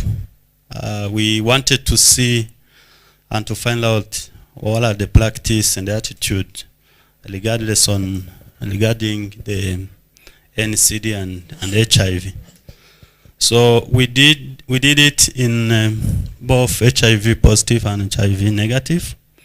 But as you know, that is a shift of disease burdens from infectious to non-infectious, with the NCDs bearing a high burden of death globally. But specifically for HIV positive, they have a higher risk with long exposure on ARV, and as well as they are HIV positive, they are at risk of chronic inflammation, which may lead to many NCDs. But there still is an evidence gap on the attitude and the knowledge on the risk and awareness on those NCDs. That's why we wanted to assess the awareness, perception, and behavior toward prevention of NCDs. So we assessed on the knowledge gap regarding the NCD. So in general, they have knowledge on NCD, but a high risk and life-taking NCD like a stroke, most of them they were not aware, while it is taking life of many individuals. But most of them they were aware of diabetes as a common known NCD. So we assess the risk factor for tobacco smoking as well as alcohol consumption. So for tobacco, it was a bit high, 56%, and alcohol 51%. They were common in our participants. Regarding the education, most of them they have a low level of education, with most of them having the primary education. So we are losing the slides, so their numbers. Thank you. So, and those with the risk, like with a higher BMI, has a low knowledge or awareness on NCDs compared to those with non-higher BMI. I think that people, if they are at risk, at least they get information, but others with a low risk, they are not somehow informed. So for attitude, we look at healthcare seeking behavior, but most of them, they know that the early detection is very important for prevention of NCDs. However, when you look at the practice, there was a high rate of tobacco smoking and using harmful alcohol, which was higher. But when we look at the preventive measures, so they were, the figure shows that there's a low uptake, like consuming fruits and vegetables, less common, while we know that is a safe meal that they should be taking. As well as the checkup was not high as expected, only 56%. But most of them, they do not regularly check for blood pressure as well as the sugar. So looking at these findings, there is a gap on knowledge, which we need to focus in health education as well. And the tailored education regarding also the level of education, because most of the time the education materials that we develop, they are not tailored to everyone. We need to consider also a level of education. So it is important to integrate NCD care in HIV services, not only with a referral, but having the service at the same point. So the targeted education I highlighted, we need to have targeted education which is including everyone, because most of the time, if there's some or are having some disabilities or anything, sometimes we have educational materials which are not responding and tailoring everyone.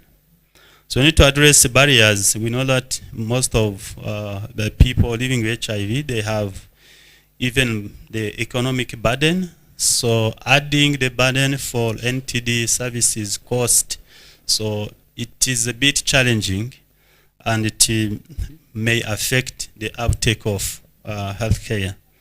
So as moving forward, we don't stop on health promotion, but we need to go beyond of the knowledge and address barriers among people living with HIV.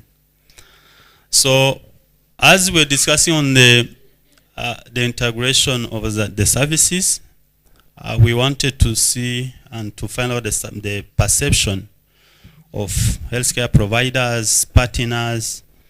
As Valentina mentioned, also we assessed for the beneficiaries within the focus group discussion, but we'll be presenting on the side of the service providers.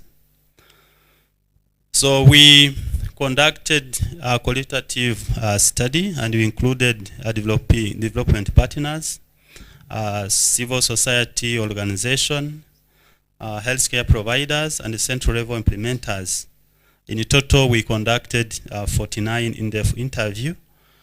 We used thematic analysis, and the analysis was completed using the DOS software, which is qualitative software for qualitative analysis.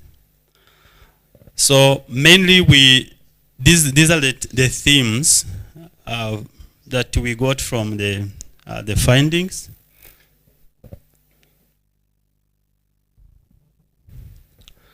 Yeah, we found the benefit, the needs. If you are saying that we need to integrate NCD services within HIV services, what are the need, the preference, the challenges?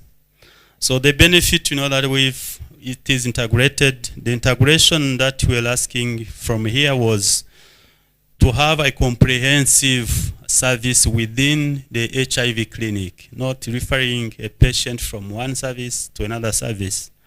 That will be a time saving, because within the key findings that we found out, sometimes a patient is coming for a drug in HIV clinic, but he has to go for NCD service, so he has to wait, and he's the last on the line.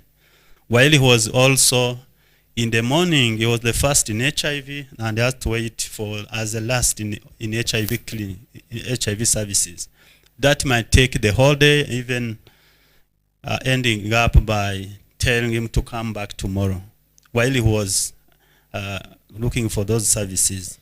And this will help also to the highlighted, this will contribute to the treatment outcome, because might be giving IL-10 to patient, but the NCDs can take their life. So we need to treat all. However, there's some challenges regarding resources and staff shortage, because there are few staff within the HIV clinic. There's a need to add more staff, as well as if you add NCDs, they might be ending up by the workload. But if you address the problem with the staff, this might be elevated. So there's also needed decentralization of services up to the lowest level, like health centers, to make sure that at each level they can manage NCDs in the same the same clinic. So these are some of the sorry, I'm moving too fast. So these are some of the quotes from the study participant. The one highlighted that the NCD services, they are not fully funded, but because sometimes a patient is prescribed the drug, but they are not available in the hospital, he has to go outside to buy those drugs, and the cost is very high, and has to take them for a long time, while he's not capable economically. They highlighted also the training as a need. and lost over the follow-up. Sometimes they take medicine and they lost to follow-up. So you are going back. Yeah. And this, as they highlighted, will end up the waiting, the long waiting, if we get this service being provided within the clinic. Because they highlighted that for most of the NCDs, they need to get the doctor within the clinic managing the patient with HIV. But it has to be like task shifting. So like in other NCD service, nurses are trained to treat all those NCD cases. So we need also to have nurses within the HIV clinic trained to manage NCDs. Rather than waiting always only the physician to treat all the patient. That might take longer. So these are the policies. Most of all we discussed on the policies. So there is a need of increasing the workforce as the country goal. Also the integration within one-stop center for HIV and NCD at the same time.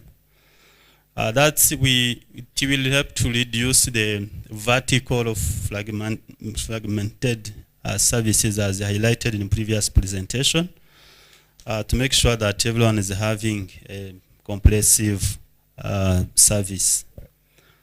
So this is also to expand to insurance and referral system, as well as exams and record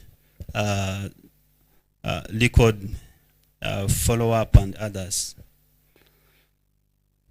So the challenges we have highlighted them are the vertical services, limited number of workforce, as well as the capacity, financial burden, medical shortage, because some medicine are not available on the insurance. They have to go to buy in private pharmacies. And with a weak referral system, as well as sometimes they refer and the one who's treating is not having information on the previous service provided. So it can even end up by repeating the lab exam and others. So there's a loss of follow-up in between, which might affect the outcome for the patient. So there's opportunity for policy reform, as it has been done to other diseases, and this is also possible for HIV and NCDs. This will help us to be more efficient in terms of managing people with HIV, as well as managing NCDs. And this will help to strengthen the system, healthcare system, as well as we are ensuring a universal coverage to everyone, and also not leaving someone behind. Thank you. So I will invite Simeon online.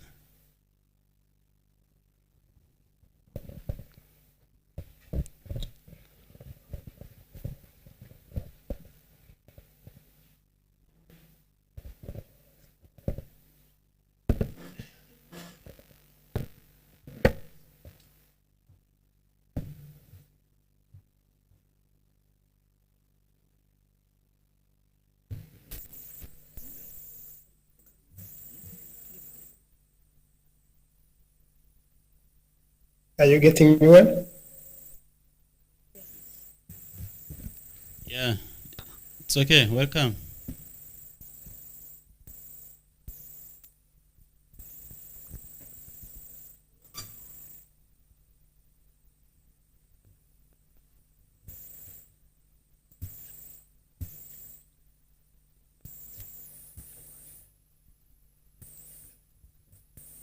Yes, please go ahead.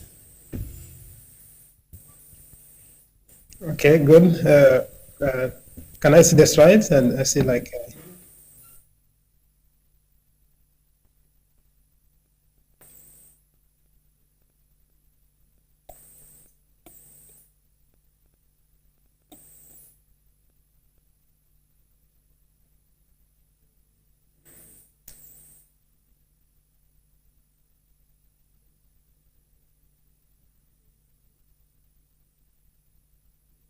Okay, good. So maybe I can see the slides if you can hear me well. I see maybe Yeah, stop we can on hear you. Let me stop the video because I think maybe internet is interfering a lot. And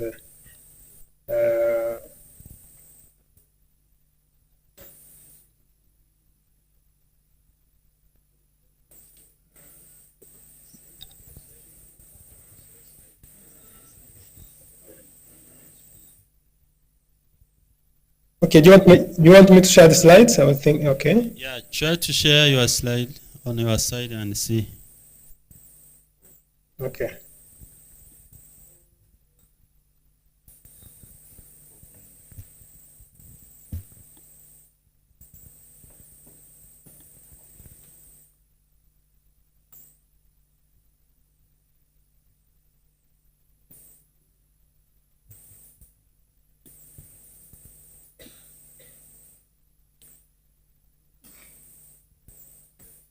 Can you see the screen? Can you see? Yeah, not yet. So. Not yet. Yeah, okay. It is coming maybe.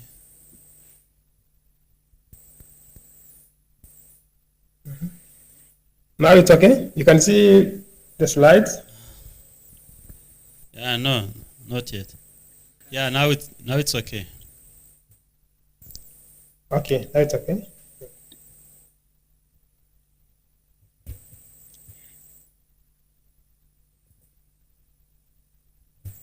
So if it's okay now, I can maybe go ahead. I thank you very much for having me. Is it okay?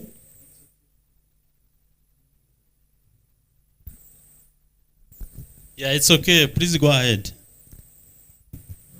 Can you move the slide and see if they are moving? Is it okay? Can you move the slide and see if they are moving? Go to second slide. They are moving? No, they are not moving. Yeah, this is. I already moved. Yeah, it's okay. So go ahead. Good. Thank you very much. So, yeah, good afternoon to everyone, and I'm very happy to be presenting with you today. It's been a while for those whom we have not been seeing each other for quite some time. So I'm here today presenting in the on behalf of the same team on the cohort study that is ongoing, and we are interested today on the determinants of health-related quality of life among people living with HIV in the same cohort in Rwanda. So why the quality of health? Why? Oh, sorry. Am I still being with you or?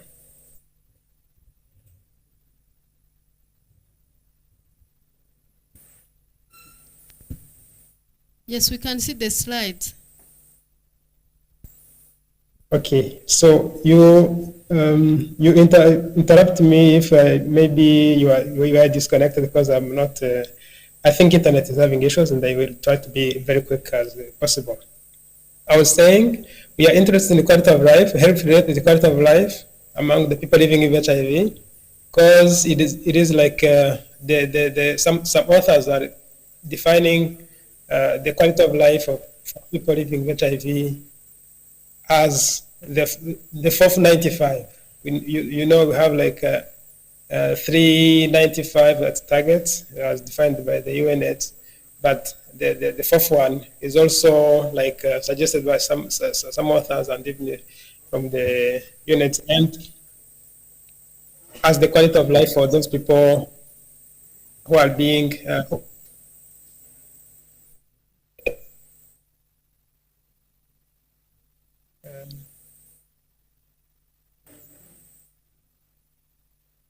so the quality of life was is a critical measure or is a critical outcome for those people living with HIV. As we know, they are maybe being stabilized to taking antiretroviral therapy to stabilizing their lives.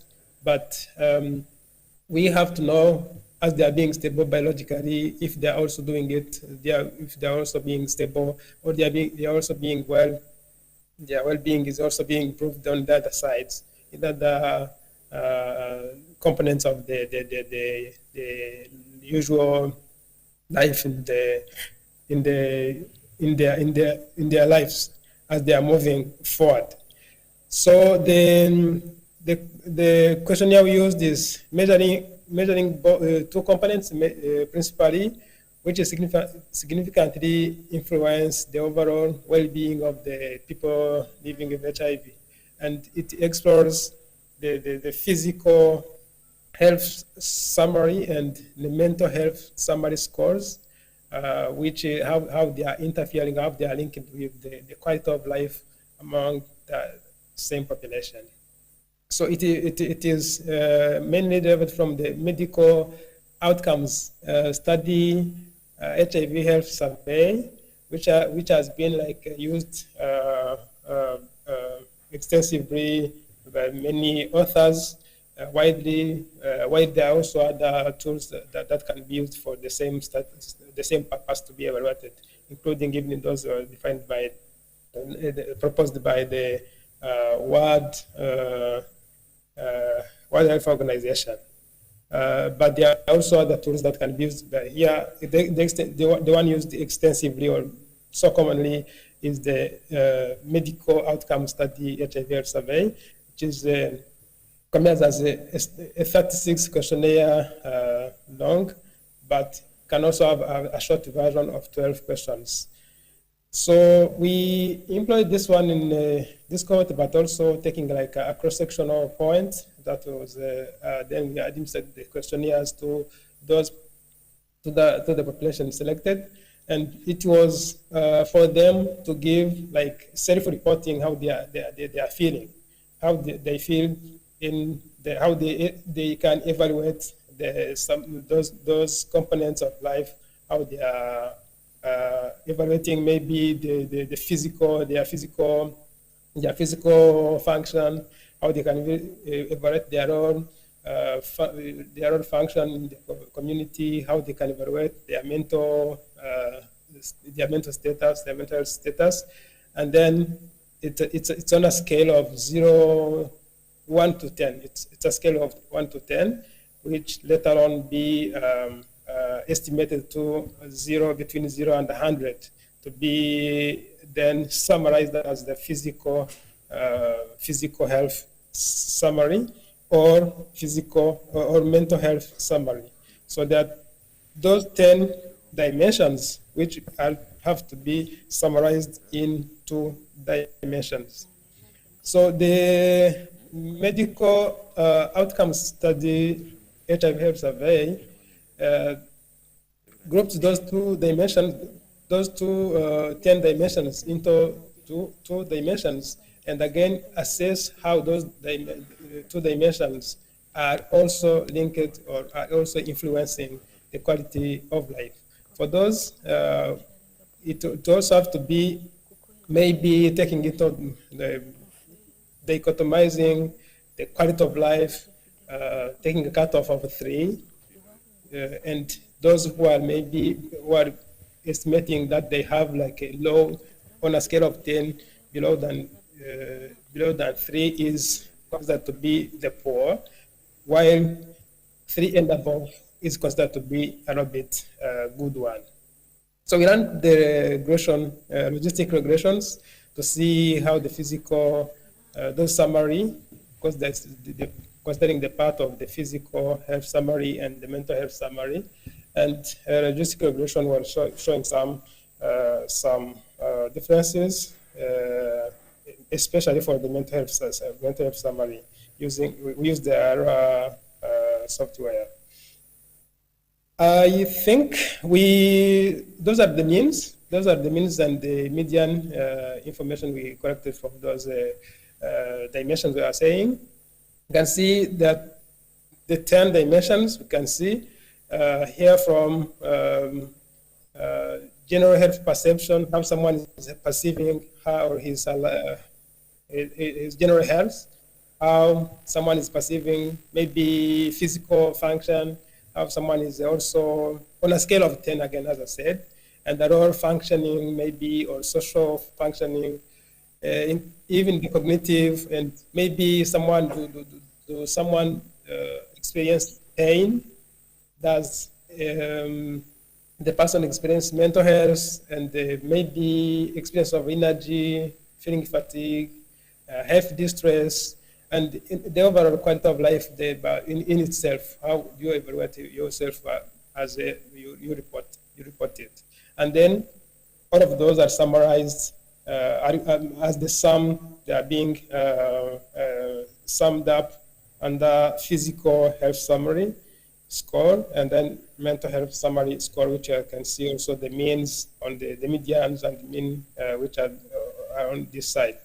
So the one you can see here on the other side, yes, they're being displayed. The higher or the highest was being seen to the physical health summary as at 75. Remember, I told you it has to be then translated on a measure which is considered between 0 to 100, and then the one the highest observed on the physical health summary was 75, and on the mental health summary it was around 50, around 64. So we therefore said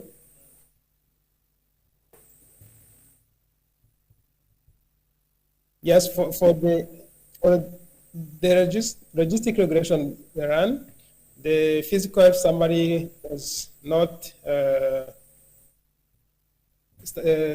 significantly associated with the quality of life, but the mental health summary was rather associated with the quality of life, and negatively. This one was impacting it, the quality of life negatively.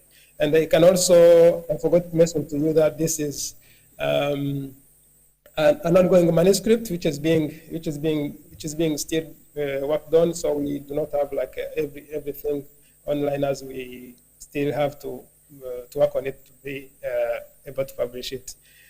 So I mentioned earlier that the higher rate was seen on the physical health summary, which was 75, indicating the better physical health. You can see people using or taking ARTs, and they are being stable, they are being good, their physical life is being improved. But that is not only what they need, that is not enough. Because on the other side, mental health summary scores as not being was showing the lower scores around 50, which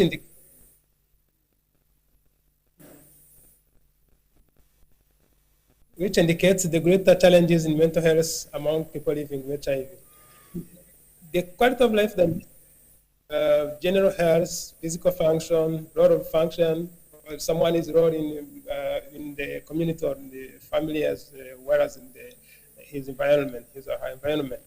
The social functional score as well were also relatively seen as very low and very yes, which means there were also something to on that one.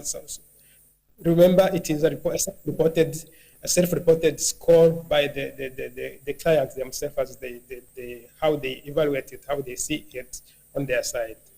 And the experience of pain and the mental health status, the feeling of energy, or having experienced fatigue, and they have distress as well as cognitive functions were also evaluated as low, as you can see on this box plot. We can see, and this implicates that there is a need to increase the maybe interventions on focusing on intervention, conduct more interventions focusing on those improvement, or maybe for their positive living skills, for them to be like, even if they have like biologically being stable and surprising, they are free from disease, danger of the disease. But that again, there is something which is like very soft, not being seen, not being expressed, but which can also interfere their life, their quality of life as they live. So these differences on physical and mental health statuses of, as we evaluate their quality of life, it suggests a need for more maybe mental health support or mental health consideration while we are prescribing, while we are giving interventions to clients living with HIV, to be able to make sure that we are improving the overall quality of life. I think maybe for this one is this summary, and in the same continuity, we also show you another study which has been published on the mental health, as we also have been, I have been also mentioning that the mental health disorders or mental health status has been interfering with with the quality of life. So some of the diseases are more prevalent, and we can see the study conducted was to evaluate different prevalences or prevalence of different diseases or different diseases in of mental health disorders, mainly looking on the major depressive episodes, post-traumatic stress disorder, generalized anxiety disorder. On a population tested or population evaluated, 16.4 of them had at least one mental health disorder. And among those who had the mental disorder, the mental illness, the common one was the major depressive episode, which is very serious and very dangerous as a mental disorder illness. And what is worse is only that only 5.7% of them were aware of their mental health disorder. After screening, maybe you can identify that someone is using the identified or the identified mini international neuropsychiatric questionnaire. So, those diagnosed, many of them were not aware that they have the condition, and also 7% of them were receiving treatment for it, whether they know it or they don't maybe know it.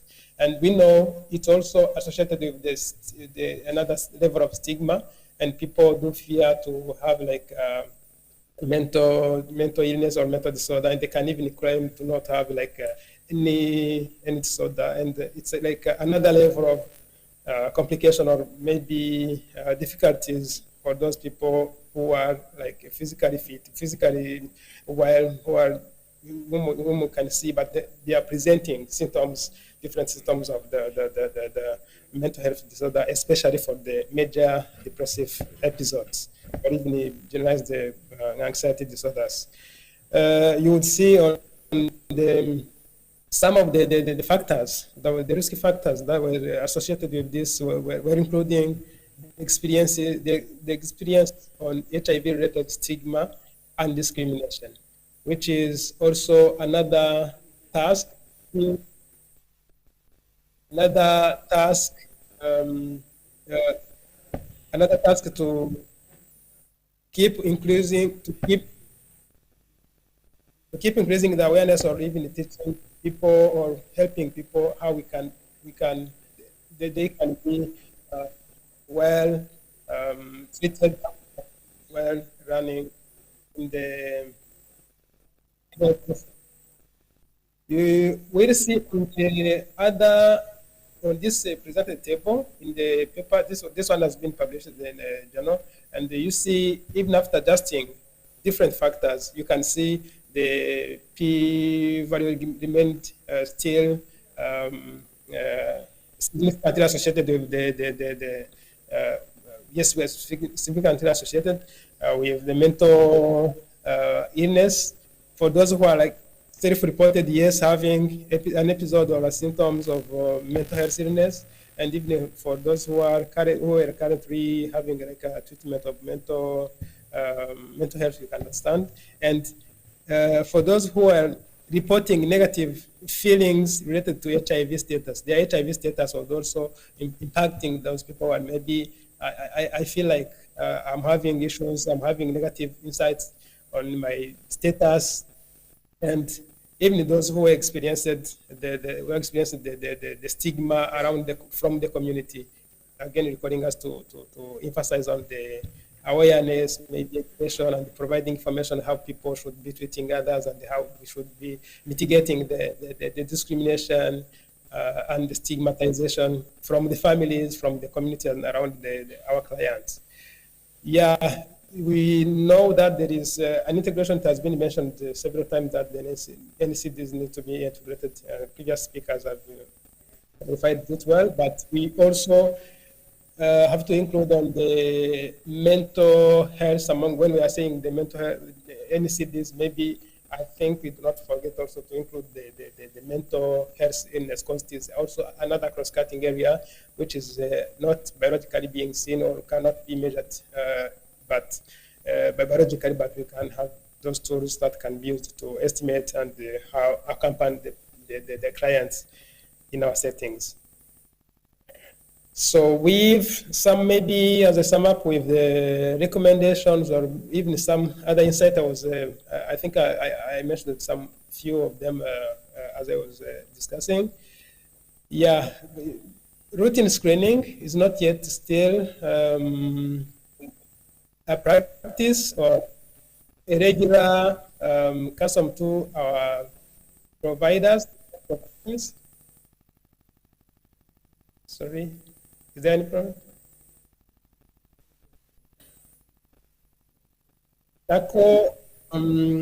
We need to address the HIV-related stigma, and where we are emphasizing maybe on the communication, how we keep on emphasizing on the clients, how we give them information.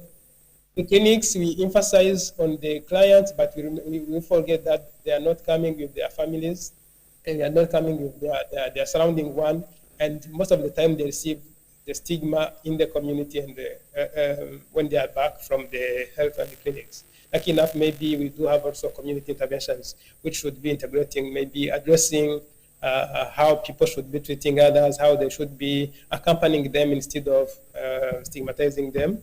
We acknowledge that it has been improved. Yes, there is a great improvement, but it still have to be emphasized again, and strengthen the workforce for those healthcare providers to conduct mental health screenings on a regular basis, as well as we enhance access of the services. So I think this is what I was to present to you now. For this, I can invite Gashema to continue with another presentation. Thank you.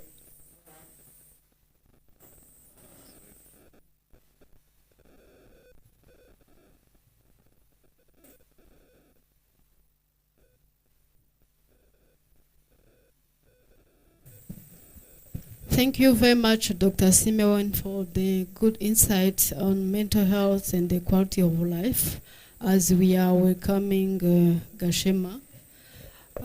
We thank you for your time as your early morning and you managed to be with us. Thank you so much. Gashema, the floor is yours. Thank you. So I'm going to present about the prediction of hypertension among people living with HIV using machine learning. So the main objective was to develop a machine learning model for predicting the risks among HIV positive patients on ALT in Rwanda by supporting, and it will be used to support the proactive clinical decision in public planning. Okay. The specific objectives was to identify key predictors of hypertension among people living with HIV using feature selection and AI techniques, as well as to develop a supervised machine learning model that can accurately predict hypertension risks. Also, we have to assess the models to see their sustainability. We used data that was provided. It was from Rwanda Biomedical Center, and we used 1,234 patients that these are positive cases only. And the data set contained demographic data. These are age, those are examples such as age and gender. We also used behavioral data, including the likes of how many times does somebody smoke, alcohol consumption, and clinical data such as this includes the likes of systolic blood pressure, cholesterol, and also the anthropometric variables such as height and weight. We also engineered some features to help to improve the predictions. These included the waist to hip ratio, cholesterol ratio, and pulse pressure. We also use SMART. This allows us to balance the data, since there is likelihood of imbalance in data among health data. The models that we used were actually four: the extreme gradient boosting, random forest, logistic regression, and K nearest neighbor. And we also used fivefold to evaluate. These folds works as how accurate can data predict when you give it unseen data. So we jump to the results. As you can see, the extreme gradient boosting.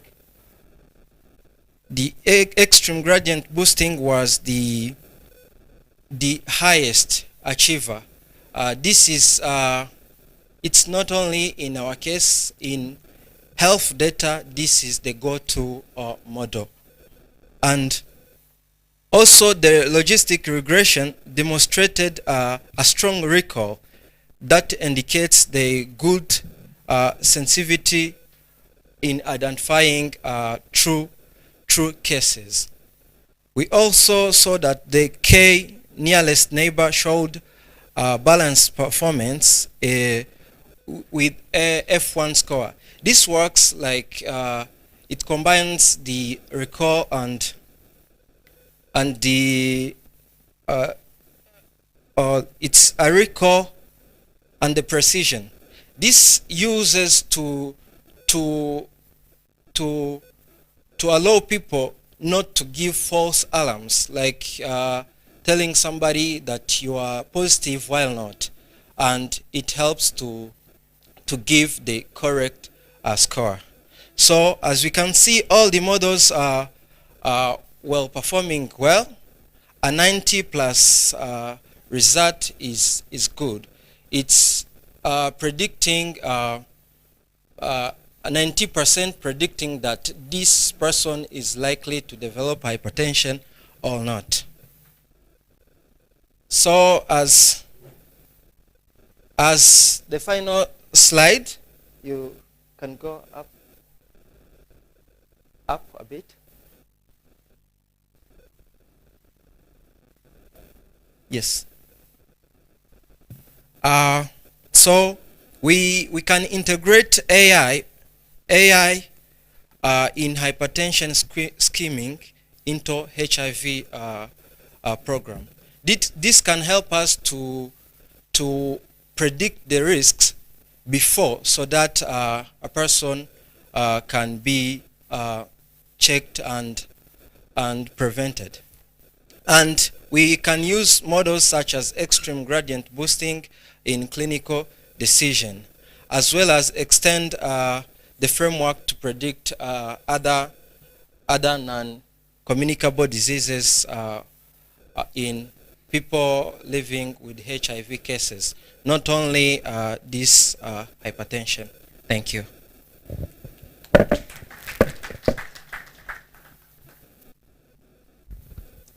Thank you for taking us through the use of machine learning in prediction of hypertension. As we are continuing, we are all now going to the use of digital and community intervention to make sure that we can early detect the people living with HIV who are at risk of hypertension, or those who have hypertension, make sure that we are taking their measure on regular basis and they can get timely intervention.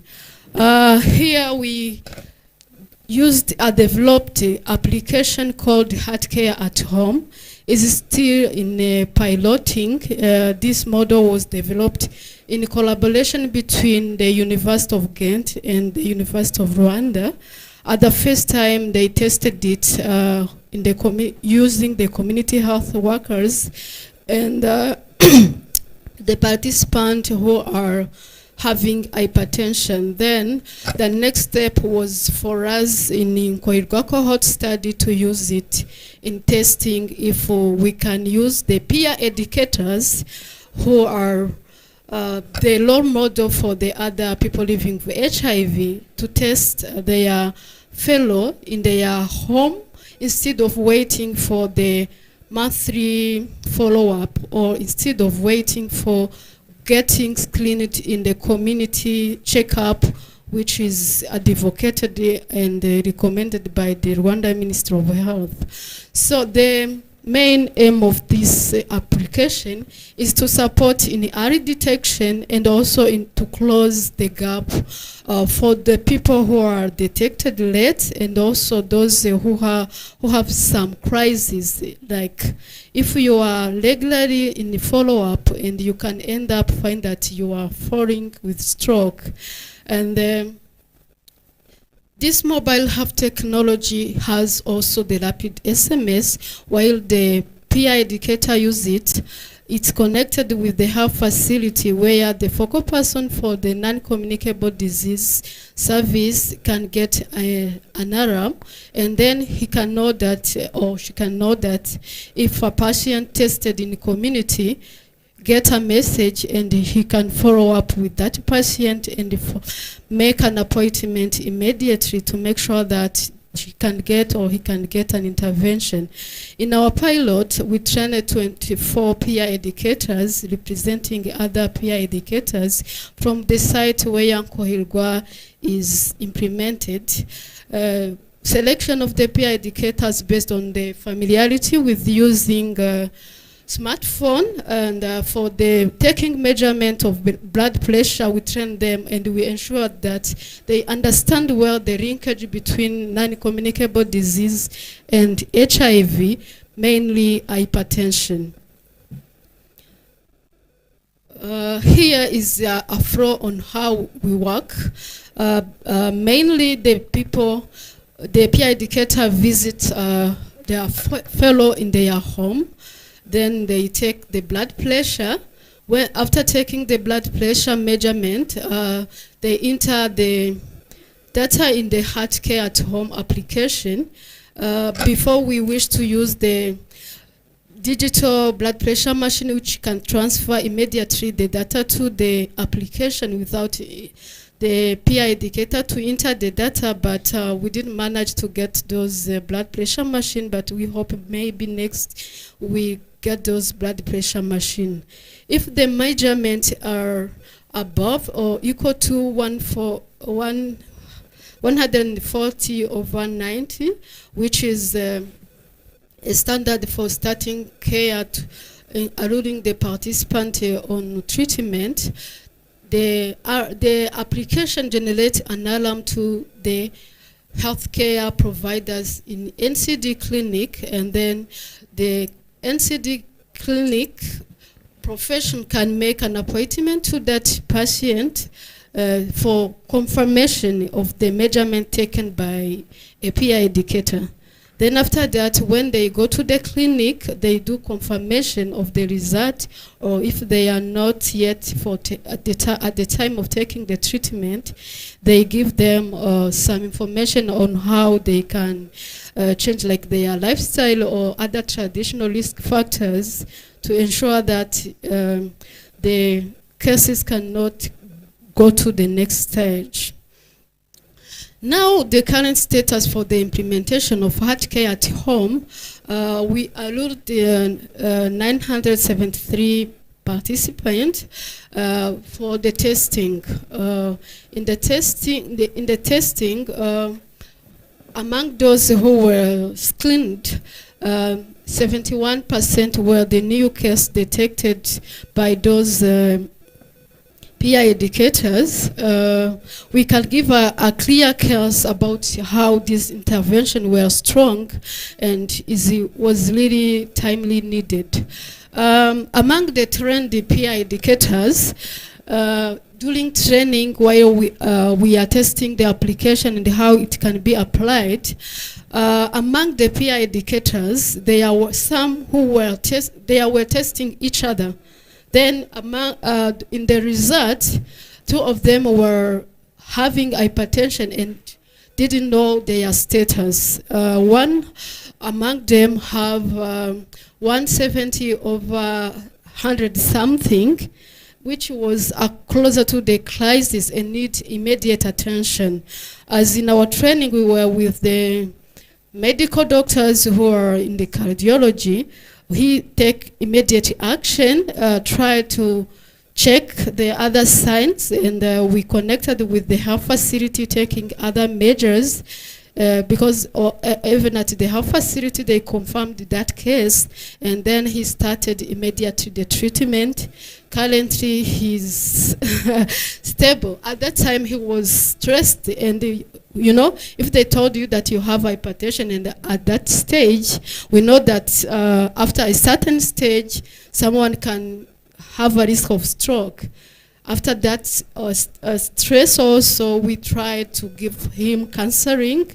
Now he's taking treatment and now is somehow stable, and even facilitate in taking the measurement with his fellow HIV. A second case now in the pilots on their home care, there is one wife, sorry for my English, she tested her husband.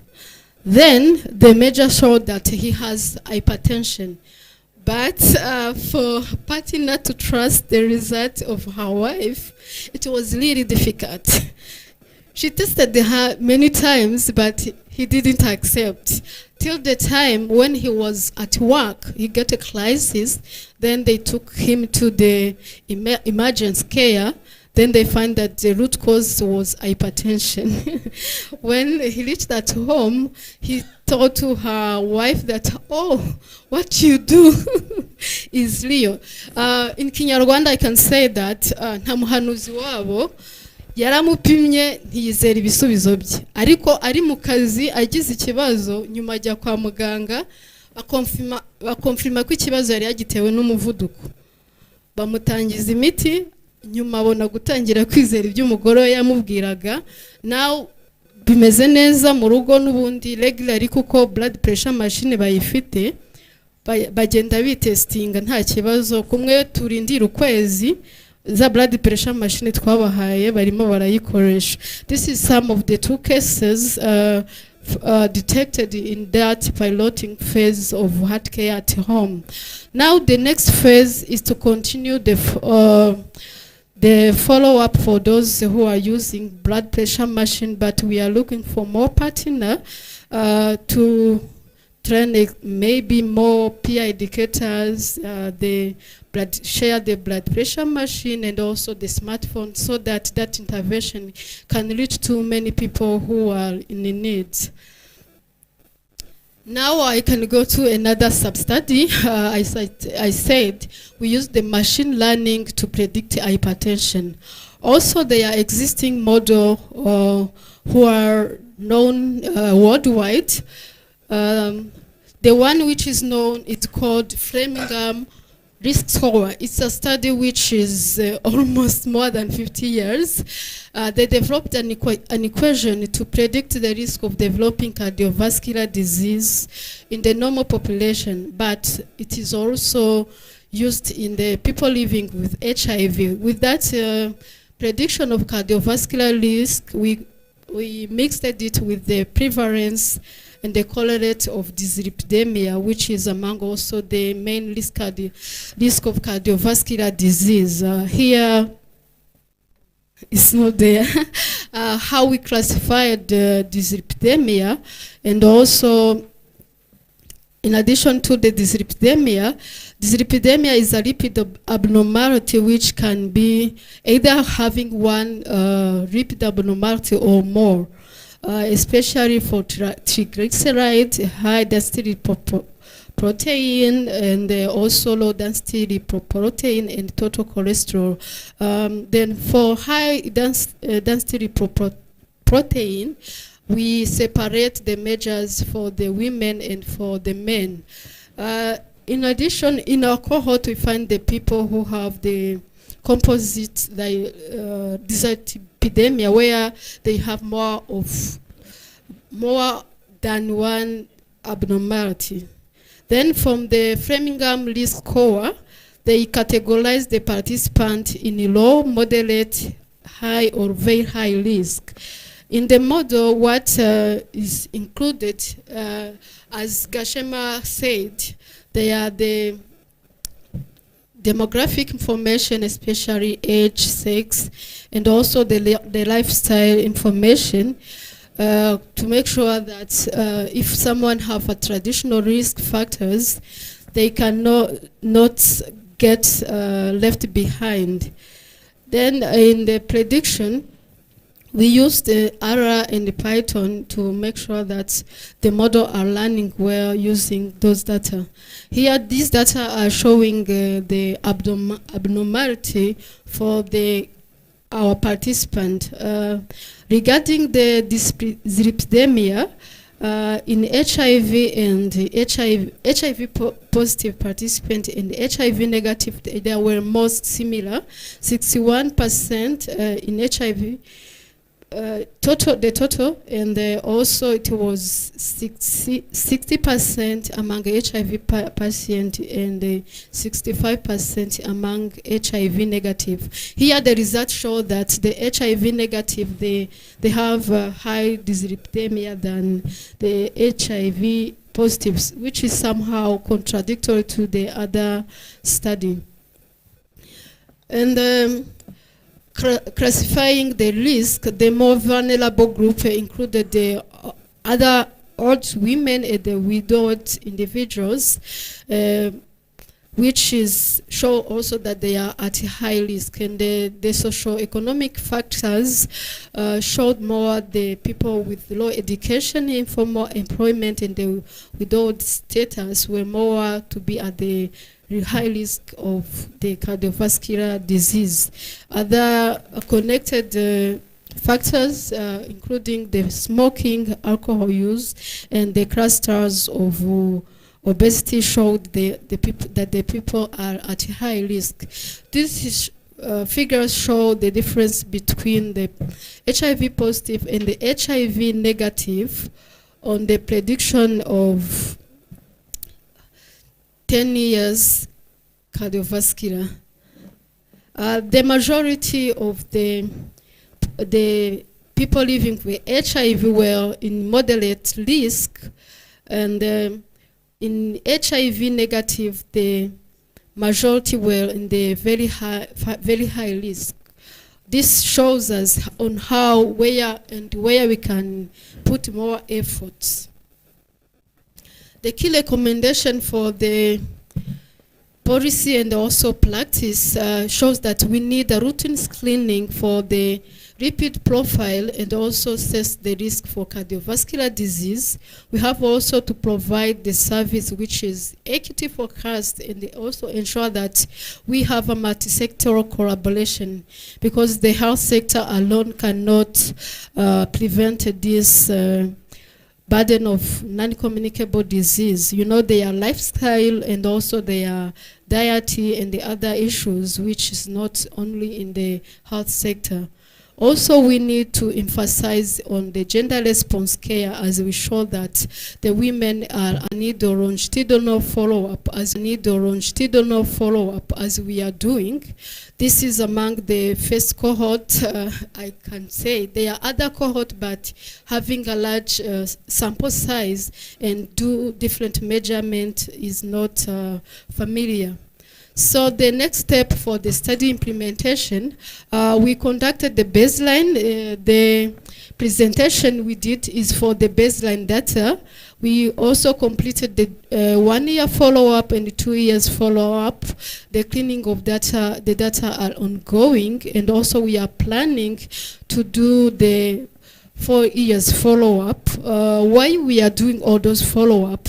Generally for the other country, especially in the high-income country, they do the cohort and do the follow-up for more than 10 years. As this, the Framingham model we used, they did a follow-up and they predict. For us, there are no models developed for our country or in our similar setting. We need to ensure that we have our model locally tested to predict the risk. Hypertension, as we used machine learning, cardiovascular disease, diabetes, and the other models which are generated by our data, not the high-income country. That's what we are trying to do with this cohort, and we hope that with the close support and as we used to collaborate, we will reach to that dream. Then, in addition to what we are doing, we need to explore more, to go to the genetics profile of the participant, to check if there is any linkage between those who have hypertension and HIV or cardiovascular disease. Because we know that our people are on treatment, but some develop hypertension, other doesn't have hypertension. We know that there are some treatment which increase the risk, but all the people who are they are taking the same treatment, but some they know they develop hypertension, and the others they don't develop. We have to do the genetic profile so that we can know if there is any linkage in our genetic characteristic. Locally in Rwanda, in the other countries, some they have been tested, even if they are not well developed. To do that, for this we took the sample for some of the people who are not replying to treatment, and for those who have hypertension and those others who are normal. We took 60 samples. They are now stored in the laboratory. We did some preliminary analysis. Then for the next, we were looking for the collaborators so that we can do those advanced analyses. There is another thing which is called multimorbidity, especially for the women. In our study, we find that there are some people who have hypertension, at the risk of hypertension, diabetes, and also as known, especially for the women, we can have a woman who is HIV positive, have hypertension, diabetes, and also the mental health problems. Then going to the other factors, there is no access to clean water, especially if they are in rural area, or we know the situation in our country. And in addition to that, she doesn't have employment, and also she lives in a remote area where she cannot get easily to the health facility. You know, some facilities are not closer to where the people living, especially in the high mountain. Then if that women have a conflict in the family, or not only with their relative like husband or the other, this can increase the burden. Even if, in addition, if there are poverty in that family, you can understand a woman who is HIV positive has all those things, and also if she become pregnant and she leads to the risk of some complication, or have also exposed to the respiratory disease. We know in our rural area, the people are exposed to the air pollution. This also increases the burden. And also if has hepatitis. This is a case, not one woman can have all those diseases, but there are some who have more than two. That's what we call multimorbidity. In our study, we started a tool to start to develop that, so that we can know how we can address that multimorbidity and provide advice to the policy and the practice. This is also what is ongoing, and we started a baseline. Now as we do the 4 years follow-up, this tool will be used. So what is the expected outcome at the end of the implementation of this study? As we said, we do the screening. We ensure that some cases are already detected and are connected to the services. This will facilitate to generate the incidence and also the risk factor of NCDs, mainly hypertension, diabetes, and cardiovascular disease. We also generate a tool for systematic screening.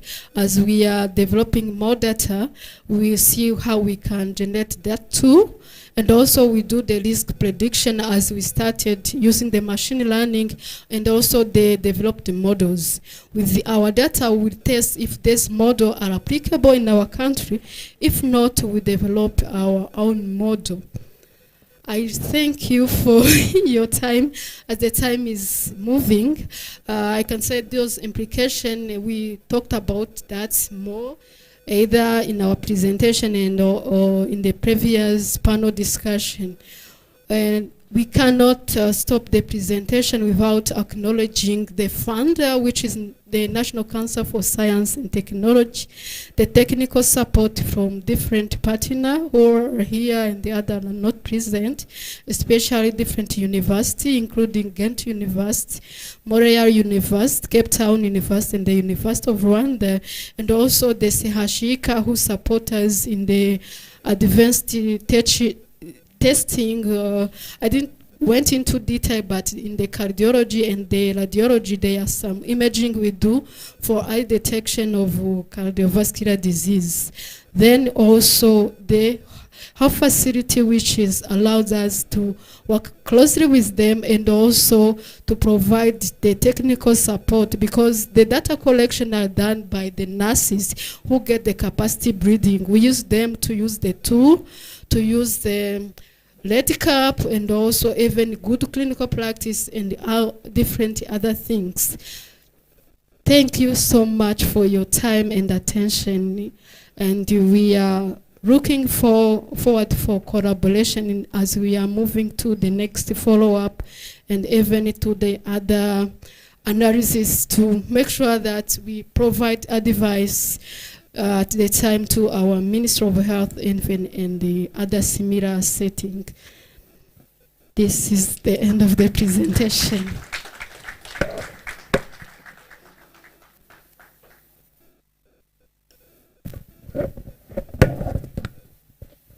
I thank you all for the patience. Another round of applause to all the presenters. For the interest of time, we're going to receive only 2 burning questions. Others we can discuss it during lunch. Yeah.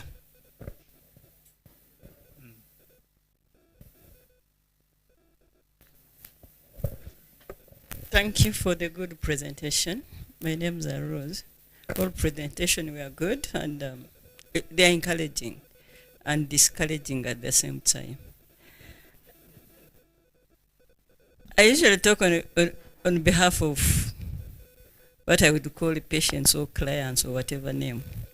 What I have seen in all presentation, they've showed us the challenges in the systems, in Rwanda health systems. But I didn't see, maybe I got off because I was going out, I didn't see the challenge the patients meet while they're accessing what we call the integration. Secondly, I think integration, maybe the bosses are here to take root. It should start with the healthcare workers. The training, I don't know it is from university, because we usually train in silos. You say, me, I will train with HIV. I won't train with NCDs. And that's why we say, this is NCD patient, this is HIV patient. So why don't we look at a person in a totality, in a holistic manner, than looking at a disease? I think that one, we shall achieve what we are doing here now today. Thank you.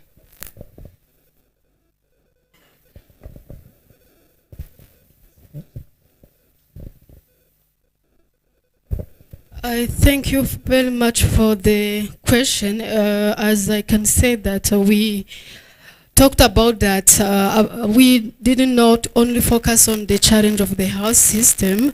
In our qualitative study, as we did the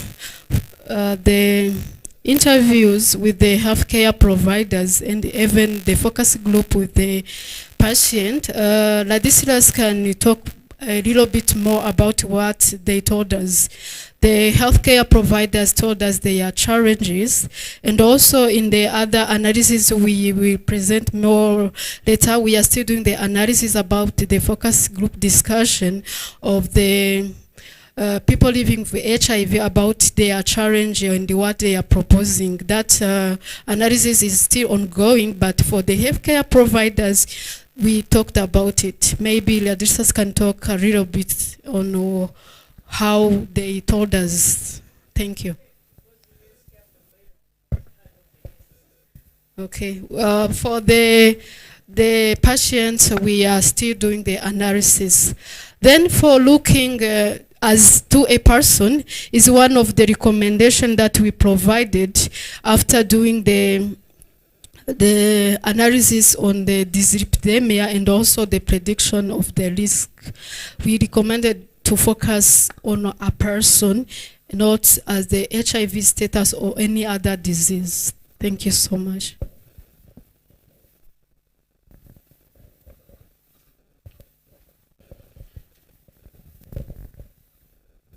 Thank you very much for all presenters.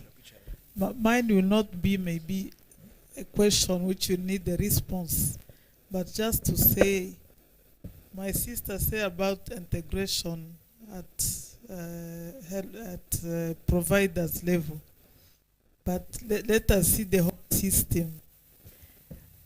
Even here, even at central level, are we integrated? Because we should start by us. Are we integrated from higher level? Are we funding integrated?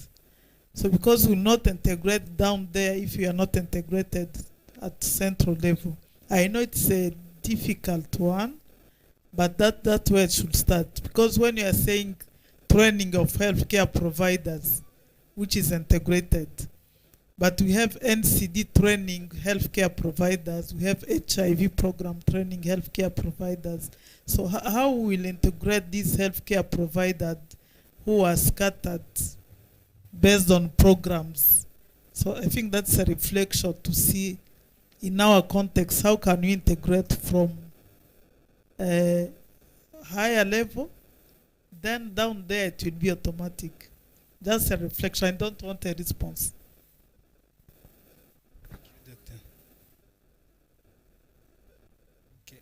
If there is no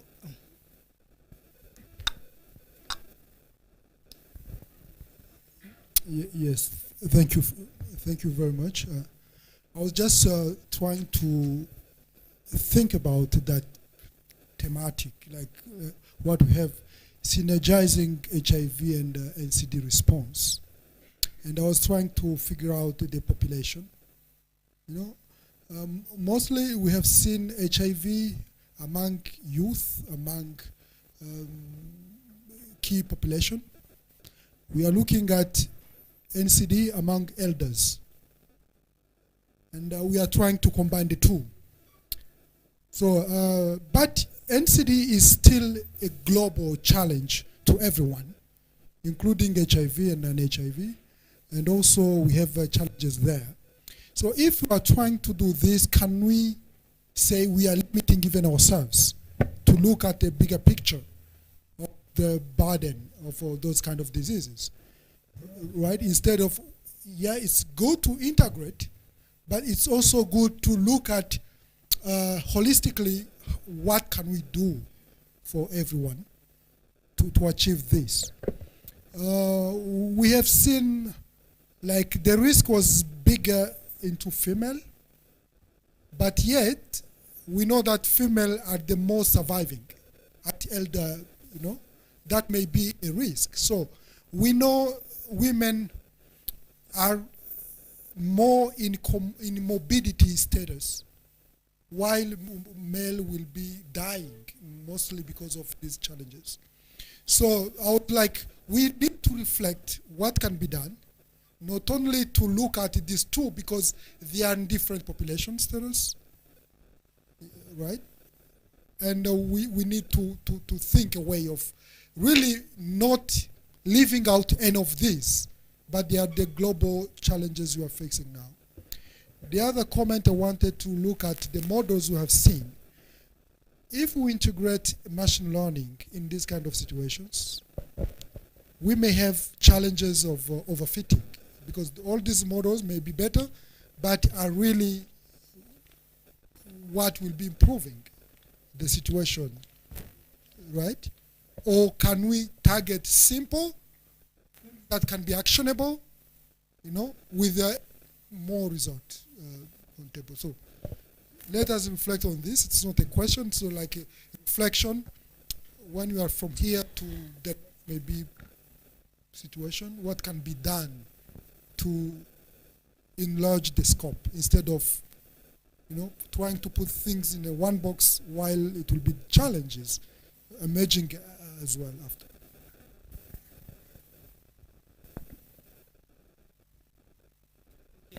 We are taking two last questions. Okay, thank you.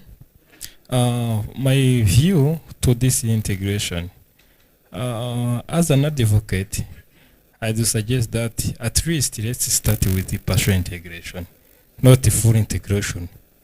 Because full integration, it's like gufata NCDs na HIV ukabisenya ukabigira one service, which can be a bit challenging. At least let's start with the partial integration when a patient with both condition be treated fully in any HIV service.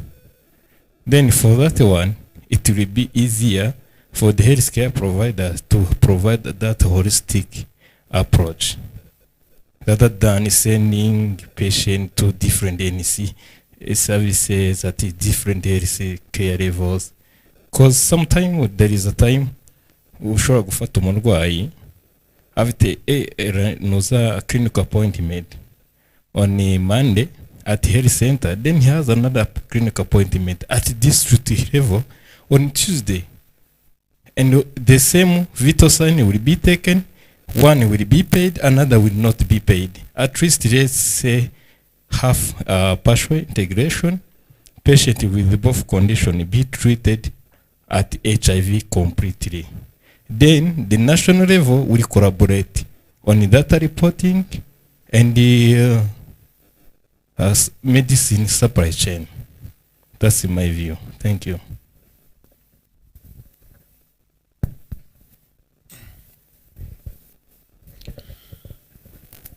All right. Good afternoon. I'm Everest Ntaganda, working with the NCD division at RBC.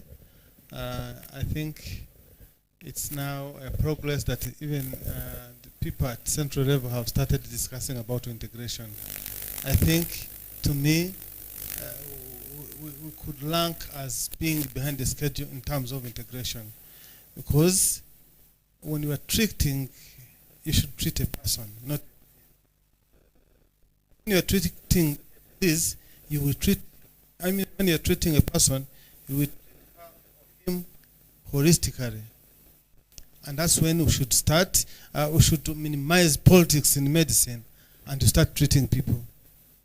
Maybe to take more strategies like doing the service training to inform when these people at the universities, they are doing curriculum, we should remind them about how to treat somebody as a chronic case. I take an example. I learn cardiovascular disease program.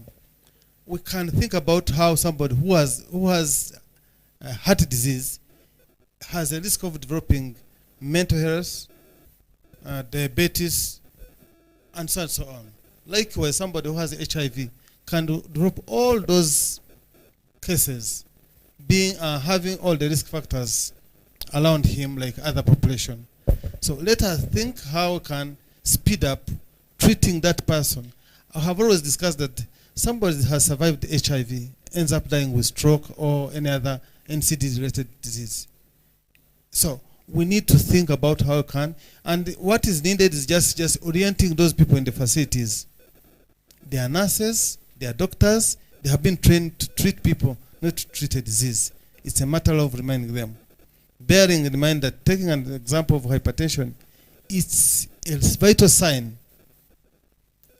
It's a vital sign, so we don't need to say, it should not be, miss it in the management, in the management of the facilities treating patients. So I think since we have started discussing about that, let's not delay in discussions, in politics, in what. I know we are running programs, but errors corrected when you meet obstacles. Thank you. Thank you. I think there are more of not questions. Do you have a question? No, as I highlighted, it's not, I'm not responding to any of the question, but is just a comment. So when we are looking at this study, it's a bit more on the prevention. So we are looking at how we can predict the risk of NCDs. And if you have time, then you can do preventive measures before. So we not wait people to get diabetes, hypertension, and then we treat them. That will cost a lot. But as we were saying, if you are having a room for doing screening, and we know predictors, so at that point we can either run health education rather than waiting, treating a patient. So as well as we know that there is some group with a high risk of NCDs, so we need to establish a system that can help them not bearing a higher burden and contributing a lot to the burden of NCDs. So as well as, even if you are advancing a lot in technology, but with these simplified models, they can be applied within simple application that you can use within the smartphone and others. But you need to have some data that you have to fit in to predict the risk, and then you can take measures. So this will contribute to the reduction of the burden of many NCDs, and they can be applied not only for people living with HIV, but even others, HIV negative. So they can be applied. That's why in the study we're including HIV positive and non-HIV positive. How can we use them in both groups? But it is still possible. The integration, it's up to us, thinking at the central level and thinking how, when we are preparing the training, how do we integrate the targeted healthcare providers? That can work, as well as we are having that service like any cities we are having in the hospital. How do we engage healthcare providers working in HIV clinic? Why don't we train them and then the services are being provided within the HIV clinic, and then we are now giving a comprehensive and holistic patient management. Thank you. Thank you all for the. I think we are calling Dr. Eric to give us the closing remarks.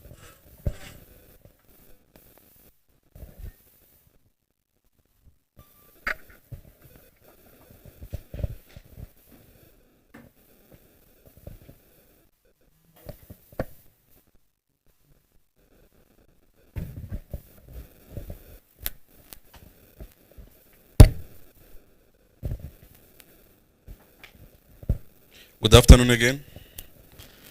Do you still have energy? So, colleagues, friends, as we come to the close of this dissemination, would like to express our gratitude and for your time and for your contribution. So we are meeting here as researchers, policymakers, partners, the community, and the aim is to really make sure that we improve the lives of our fellow Rwandans. So today we presented the findings, and they are not only numbers and statistics. On the slides, there were numbers, good text, statistics, but that's not only what we presented. We are presenting the situation, the current situation, but also aiming to improve the lives. So they are lived realities of Rwandans, people in HIV, young people, women and men, and key populations whose health and dignity matters to us. So we've seen how HIV and non-communicable disease intersect, and different challenges that we have, but also there are different opportunities. Having researchers, data that we can interrogate, and also people who are knowledgeable in the area is a great opportunity. So this evidence must guide us towards good policies, partnerships, and also more inclusive and integrated health services. So now we need to ensure that this data, these findings, does not remain on the paper. Happy to see how everyone is engaged, but we need to translate them into the action. So Rwanda is known to have a good progress in leadership in health innovations, and let's also lead the integration of HIV, NCD, and also the care for key populations. So thank you. This was, I may say, a beginning, but as some colleagues said, we are behind the schedule. So we need to accelerate our actions, and we need to treat not only the disease, but to treat the person and the patient as in a holistic way. So thank you again, and wish that like next time we come to evaluate the integration and also to assess the benefits that we see into the integration. As a researcher, we always be there to demonstrate the feasibility and also to accompany those efforts. Thank you again, and thanks to all researchers for your time, for your dedication, and also for the good presentations. Thank you.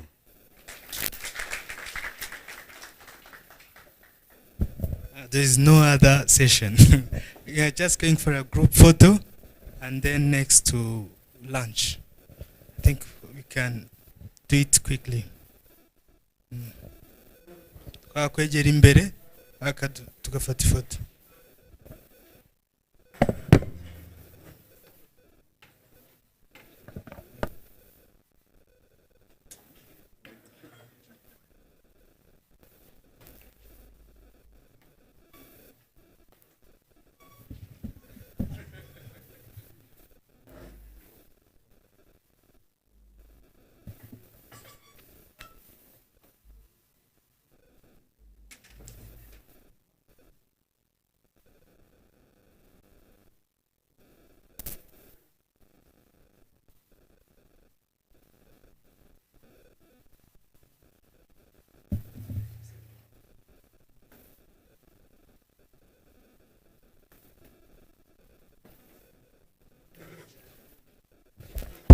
twakwegera imbere kugira ngo tujye kuri next session.